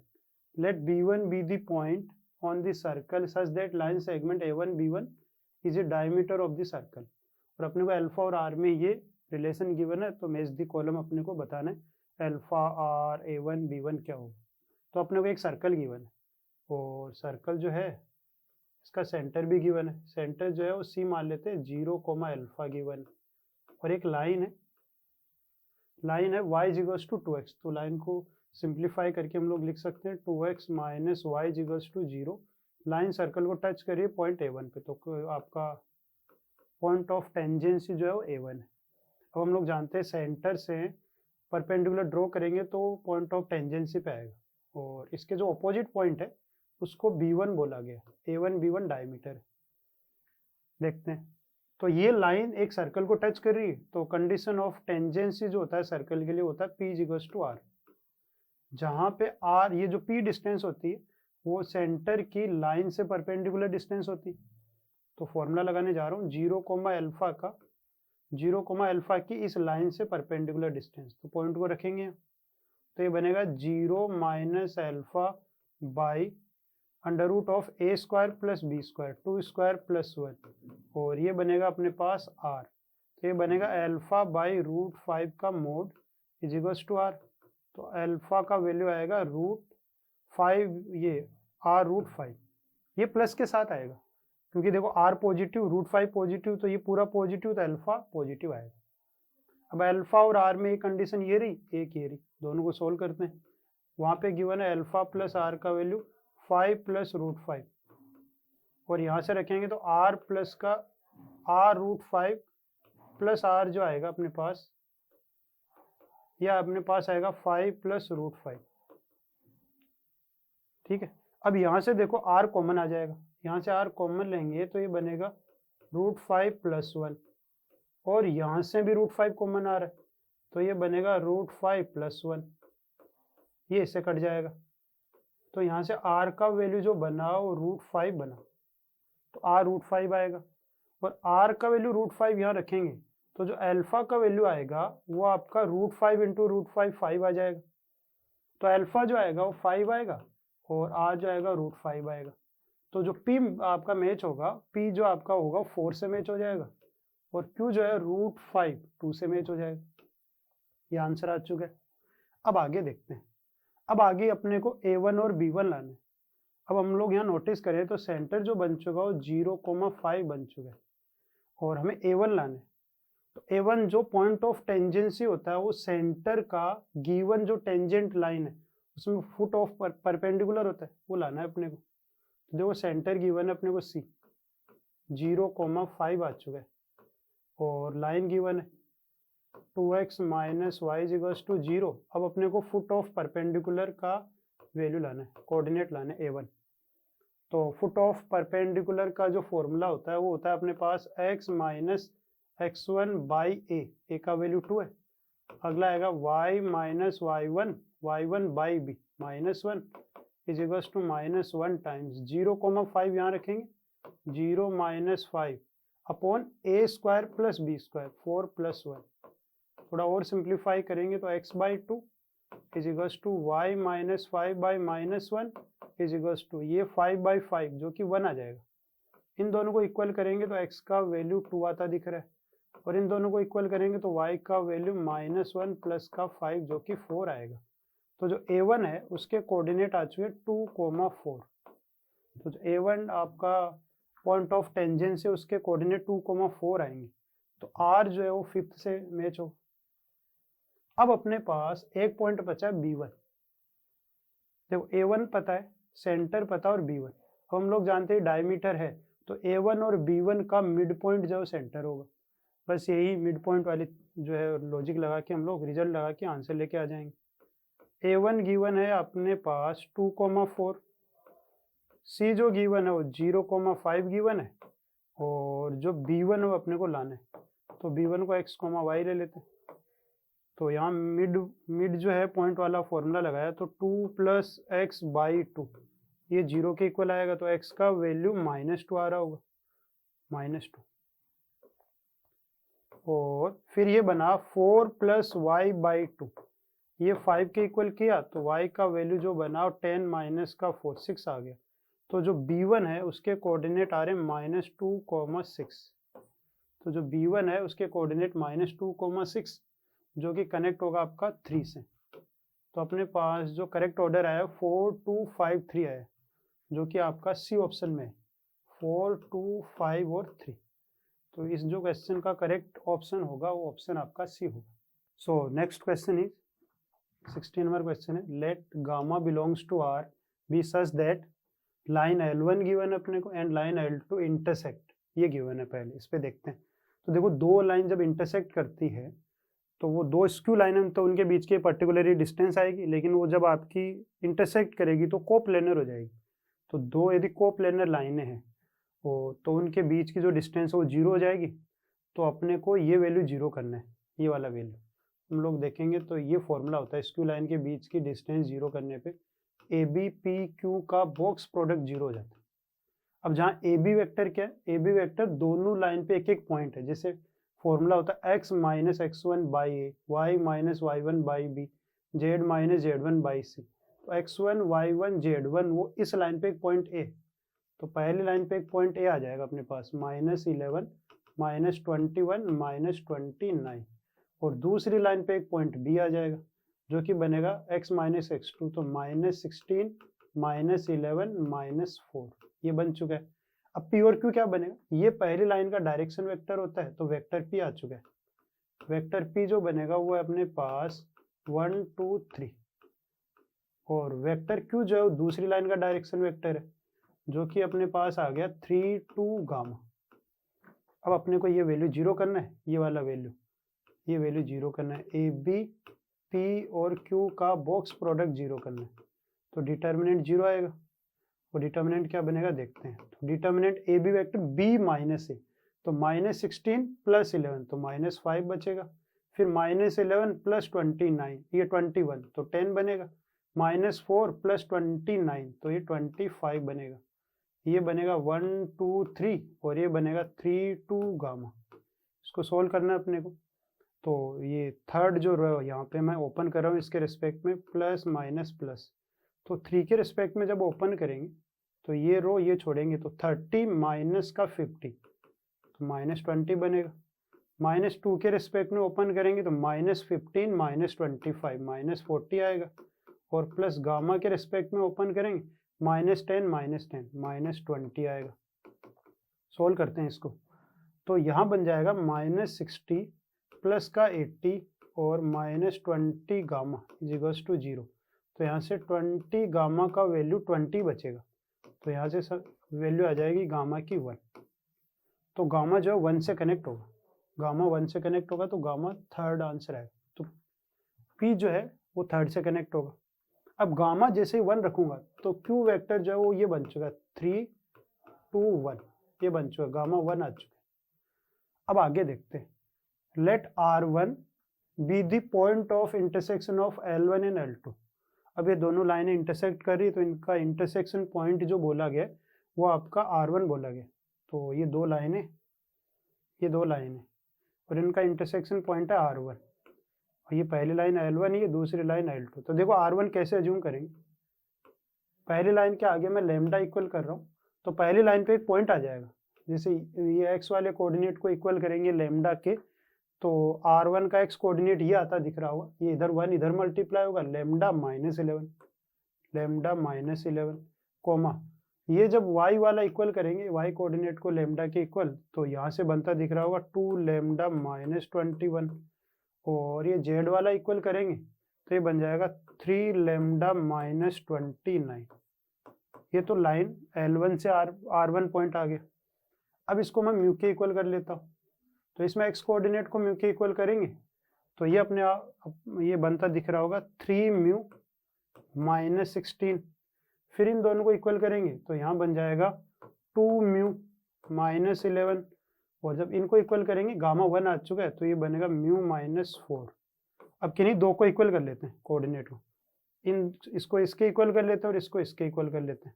यहाँ से हम लोग सोल्व करेंगे लेमडा और mu के लिए, solve करेंगे तो लेमडा का वैल्यू 10 आएगा और म्यू का वैल्यू 5 आएगा। सोल्व करके देख सकते हैं, ठीक है। ये सोल्व करें, किन्हीं दो को इक्वल कर लो और वो थर्ड को सेटिस्फाई कर रहा है, चेक कर लो। चाहे लेमडा 10 रखेंगे फॉर एग्जाम्पल तो R1 का एक कोऑर्डिनेट बनेगा -1, इधर 10 रखेंगे तो 20 माइनस 21 -1, और यहाँ इधर 10 रखेंगे 30 माइनस 29 1। म्यू का वैल्यू 5 रखेंगे तो 15 माइनस 16 -1, 10 माइनस 11 -1, 5 माइनस 4 1। तो सही है, लेमडा और म्यू यही आएगा। तो ये जो दो लाइन है इनका इंटरसेक्शन पॉइंट R1 है वो ये आ चुका है अपने पास। अब R1 से रिलेटेड एक इसका पार्ट है, क्वेश्चन है, स्टेटमेंट है R। अपने को OR1 वेक्टर बनाना है, OR1 वेक्टर। OR1 वेक्टर यही बनेगा R1 माइनस O तो ओरिजिन है तो ये रह जाएगा, तो ये बनेगा minus i cap minus j cap plus k cap, ये आएगा। तो OR1 का आंसर जो फर्स्ट जो आएगा तो फर्स्ट से कनेक्ट होगा। अब आगे देखते हैं। अब एक बोला कि a possible choice for n cap, n cap लाना है। अब एन केप क्या गिवन है देखना, n cap denote a unit vector, unit normal vector to the plane containing both line L1 and L2। ये कोई प्लेन है, ये कोई आपका एक प्लेन है और इस प्लेन में लाइन L1 एंड L2 है दोनों, एक लाइन L1 है एक लाइन L2 है। तो लाइन L1 होने का मतलब डायरेक्शन वेक्टर P होगा और L2 होने का मतलब डायरेक्शन वेक्टर Q होगा। तो प्लेन में अपने को दो वेक्टर गिवन है या दो पैरेलल वेक्टर गिवन है प्लेन के, तो नॉर्मल वेक्टर ये वेक्टर आएगा, ये नॉर्मल वेक्टर। तो जो n वेक्टर आएगा, n वेक्टर वो P क्रॉस Q से आएगा, लेकिन अपने को यूनिट वेक्टर बनाना है तो उसको मैं lambda times P cross Q ले लेता हूँ, ये अपने पास नॉर्मल वेक्टर हो जाएगा। और लेमडा के लिए इसको यूनिट वेक्टर मानना है तो इसका मॉड्यूलस हम लोग 1 के इक्वल कर देंगे तो लेमडा आ जाएगा। तो पहले लाते हैं P क्रॉस Q, तो P क्रॉस Q एक डिटर्मिनेंट से आएगा I J K। P जो है वेक्टर उसके कंपोनेंट है 1 2 3 1 2 3 और J K 3 2 गामा, गामा 1 है तो 3 2 1। इसको हम लोग सोल्व करेंगे तो ये बनेगा 2 minus 6 minus 4 I cap, J cap के रिस्पेक्ट में ओपन करेंगे तो ये वाला अपने पास बनेगा J केप में, ये बनेगा 1 माइनस 9 माइनस 8, लेकिन वो J माइनस है तो प्लस का 8 J केप, और K केप वाला 2 माइनस 6 माइनस का 4 K केप। ये मैं यहाँ रख लेता हूँ तो n वेक्टर ये आ चुका है, lambda times minus 4 I cap plus का 8 J cap minus 4 K cap.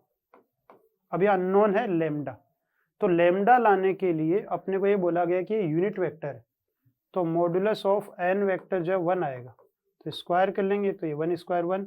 इधर देखो ये बनेगा माइनस 4 लेमडा है तो उसका स्क्वायर करेंगे तो 16 लेमडा स्क्वायर, और फिर अगला बनेगा 64 लेमडा स्क्वायर प्लस का ये बन जाएगा 16 lambda square is equals to 1, ये 96 बन जाएगा। तो लेमडा स्क्वायर का वैल्यू 1/96, तो लेमडा का वैल्यू जाएगा प्लस माइनस 1/4√6 आएगा, और ये वैल्यू यहाँ रखेंगे तो n वेक्टर आ चुका है या n केप जो आ चुका है वो बना है प्लस माइनस, देखो 4 कॉमन आ जाएगा और ये 4 कट जाएगा तो ये 1/√6, और यहाँ बनेगा minus I cap plus 2J cap minus K cap, ये है। अब अपने को ऑप्शन में एक ही गिवन है और ये माइनस लोगे तो ये आंसर आपका जो है मैच हो जाएगा, माइनस लेने पे, प्लस से नहीं माइनस, माइनस लेने पे ये आंसर बनता दिख रहा है 1/√6 I cap minus 2/√6 J cap और प्लस 1/√6 K केप, ये आंसर आ जाएगा। तो आपका Q जो है उसका जो करेक्ट ऑप्शन आएगा वो 4th आएगा। अब आगे आते हैं S पे, तो ये अपने पास Q आ चुका है। अब S वाले ऑप्शन पे देखते हैं, तो S में अपने को पूछा है OR.N, OR1.N वेक्टर पूछा है, OR1.N के, तो देखो ये रहा OR1, ये रहा OR1 और ये रहा N, तो ये I वाला I के साथ मल्टीप्लाई होगा तो ये बनेगा माइनस 1/√6, J से J वाला तो ये बनेगा प्लस का 2/√6, और K से K मल्टीप्लाई होगा तो प्लस का 1/√6। ये इसे कैंसिल आउट हो जाएगा, तो आंसर आएगा 2/√6। √6 जो होता है √3 √2, तो ये बन जाएगा √2/3। तो ये आंसर आएगा √2/3, तो ये 5th से कनेक्ट होगा। तो जो करेक्ट ऑर्डर है वो 3 4 1 5 है, तो 3 4 1 5, तो इसका भी जो आंसर आएगा वो सी ऑप्शन आएगा। तो जो करेक्ट आंसर है वो आपका सी आएगा। सो जो नेक्स्ट क्वेश्चन है 70 नंबर, लेट एफ एक फंक्शन है रियल टू रियल, जी भी real to real, be function defined by f x a given, और ये आपका एक g x given, a b c d belongs to real, define the function h, h एक function है real to real, और ये given है, H x अपने को गिवन है, और अब मैच दी कॉलम अपने पास। तो पी जो है, पी में ये गिवन है A0 C0 D0, तो A0 हो चुका है, C0 हो चुका है और D0 हो चुका है, सिर्फ B का वैल्यू 1 है, तो B का वैल्यू 1 रखते हैं, एच एक्स जो आएगा वो ये बनता दिख रहा है अपने को gx plus g of 1/2 minus x.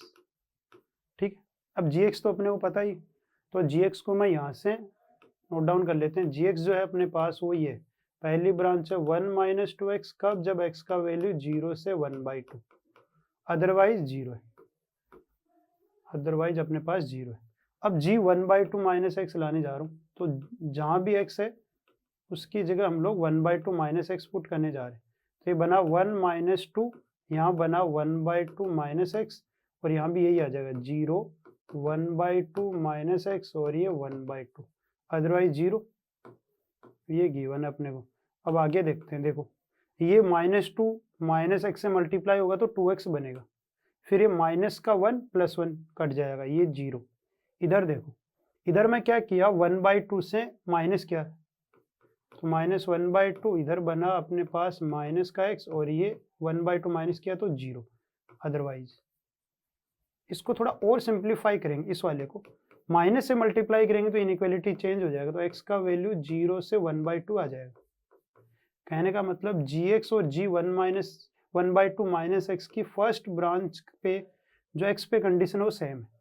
अब अपने को ऐड करना है, तो hx जो आएगा, hx वो बनेगा अपने पास g of x plus g of 1/2 minus x.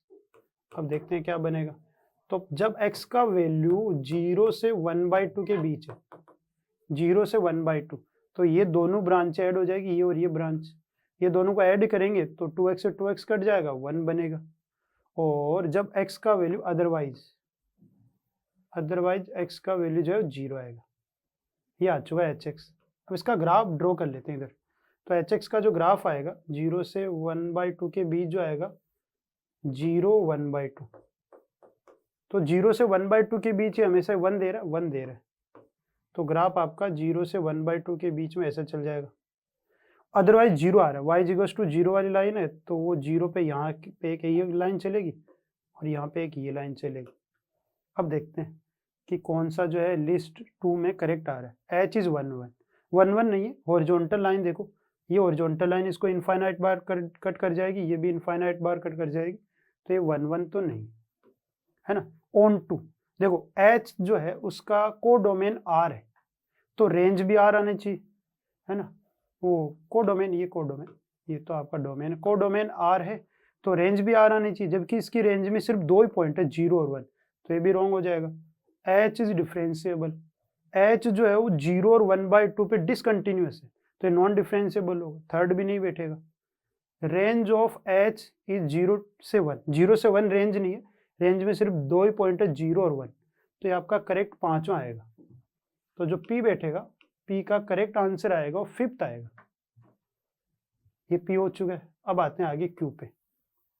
देखो q क्या है, q में अपने को a1 है, b0 c0 d0, तो b c d सब 0 रखोगे तो ये fx ही बचेगा, तो q में hx जो आ रहा है वो fx के इक्वल आ रहा है। अब ये रहा fx में सिर्फ मोड से ही दिक्कत है अपने, तो मोड जो है 0 पे ओपन होगा, तो जब x ग्रेटर देन 0 है तो मोड पॉजिटिव के साथ आएगा, तो पॉजिटिव के साथ आएगा तो ये बनेगा x² sin 1/x, और जब x लेस देन 0 है तो ये नेगेटिव के साथ आएगा, तो ये बनेगा माइनस का x² sin 1/x, और x = 0 पे 0 आएगा, ये है। अब एक बार इसके लिए कंटिन्यूटी डिफरेंशियबिलिटी की बात कर लेते हैं। तो डिफरेंशियबिलिटी के लिए कंटिन्यूटी चेक करना पड़ेगा। तो LHL F of zero minus पे ये ब्रांच आएगी, तो माइनस जीरो माइनस का स्क्वायर और साइन 1/0 तो ये आपका माइनस का 0 इंटू साइन जो भी वैल्यू देगा, साइन जो है साइन माइनस इन्फिनिटी बन गया, ये जो भी वैल्यू देगा वो 0 से मल्टीप्लाई होगा तो 0 आएगा। तो LHL 0 है। अब RHL चेक करते हैं, एफ ऑफ 0 प्लस, तो एफ ऑफ 0 प्लस ऊपर वाली ब्रांच होगी, 0 प्लस स्क्वायर साइन 1/0 प्लस, फिर से ये आपका जो है 0 इंटू साइन इन्फिनिटी, ये आपका 0 आ जाएगा। और एफ ऑफ 0 0 है, तो ये कंटिन्यूस तो है, फंक्शन कंटिन्यूस है, और कंटिन्यूस है तो डिफरेंशियबिलिटी चेक कर सकते हैं। तो डिफरेंशियबिलिटी चेक करने जा रहा हूँ। अब ये फंक्शन अपनी ब्रांच 0 पे चेंज कर रहा है, तो सिर्फ 0 पे ही अपने को डिफरेंशियबिलिटी चेक करनी है। अब इसमें ये आपका जो है ऑसिलेटरी लिमिट आ रही है, तो फॉर्मूला लगाना पड़ेगा। RHD का फॉर्मूला लगाने जा रहा हूँ। तो RHD का फॉर्मूला होता है limit h tends to 0, f dash 0 plus लाना है, 0 पे ला रहा हूँ, एफ डैश 0 प्लस। तो RHD का फॉर्मूला जो बनेगा, ये बनेगा f of 0 plus h minus f of 0 by h. देखते हैं, लिमिट h टेंड्स टू 0, देखो 0 प्लस एच पे ये ब्रांच आएगी, तो ये बनेगा H square sine 1/h minus f of 0 0 given है बाई एच, एक एच से एच कट जाएगा। अब 0 पुट करेंगे वैल्यू, तो ये बनेगा 0 इंटू साइन 1/0 जो कि इन्फिनिटी बनेगा, लेकिन बाहर है 0, तो 0 से मल्टीप्लाई होगा तो RHD 0 आ रहा होगा। अब चेक कर लेते हैं LHD। तो LHD का जो फॉर्मूला बनेगा एफ डैश 0 माइनस, जो कि बनेगा limit h tends to 0 f of 0 minus h minus f of 0 by minus h. अब देखते हैं, तो limit h tends to 0 0 minus h, तो ये ऊपर वाली ये सेकंड ब्रांच आएगी, तो यहाँ बनेगा माइनस का h square sine minus 1/h, F of 0 0 है बाई माइनस एच। अब ये माइनस एक बाहर आ जाएगा, तो ये बनता दिख रहा होगा, limit h tends to 0 minus का h साइन 1/h, एक h से h कट जाएगा ये वाला, बस अब 0 रखोगे तो ये बनेगा माइनस का 0 इंटू साइन, फिर से वो इन्फिनिटी बन जाएगा, लेकिन बाहर 0 है तो ये भी 0 आ जाएगा। तो LHD और RHD इक्वल आ रहा है, तो ये फंक्शन डिफरेंशिएबल है। तो एक बार बाकी को चेक नहीं कर रहे, डिफरेंशिएबल हो गया, तो जो Q है वो थर्ड से मैच कर जाएगा, बाकी पे हम लोग एक बार चेक नहीं किए। अब आगे आते हैं R पे। तो देखो R में क्या हो रहा है, R में A 0 है, B 0 है, C 1 और D 0 है, तो ये 0 ये 0 ये 1 है और ये आपका 0 है। तो इस बार HX जो बनेगा वो x माइनस GX बनेगा, x माइनस GX। तो एक बार मैं नेक्स्ट स्लाइड पे आ रहा हूँ। तो अपने पास R जो ऑप्शन आएगा, R जो है, R में C का वैल्यू 1 रखा तो HX ये बन गया, HX बन गया x माइनस GX।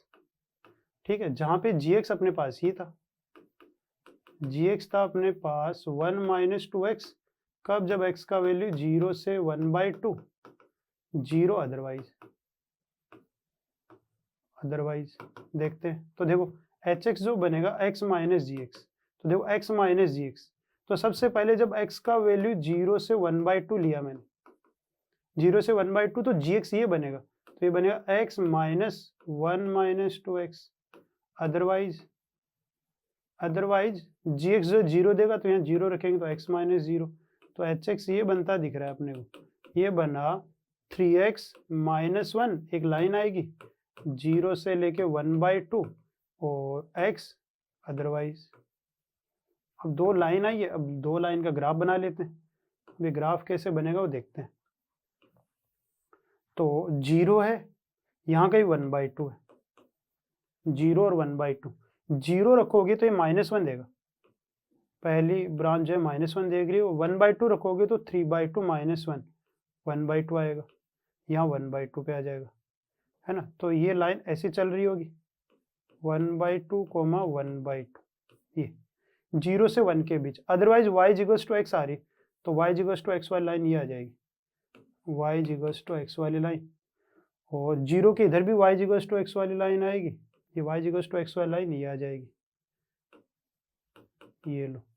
अब देखते हैं, देखो ये वाला जो पार्ट है, ये वाला पार्ट, इस पार्ट में कोई भी हॉरिजॉन्टल लाइन एक से ज़्यादा बार कट कर जाएगी, तो ये भी 1 1 नहीं है, 1 1 नहीं है। अच्छा, दूसरी बात, ये 0 पे है ना, 0 पे ये डिसकंटिन्यूस है, 1/2 पे शार्प कॉर्नर टाइप आ रहा है, तो ये आपका नॉन डिफरेंशिएबल होगा, वो भी नहीं होगा।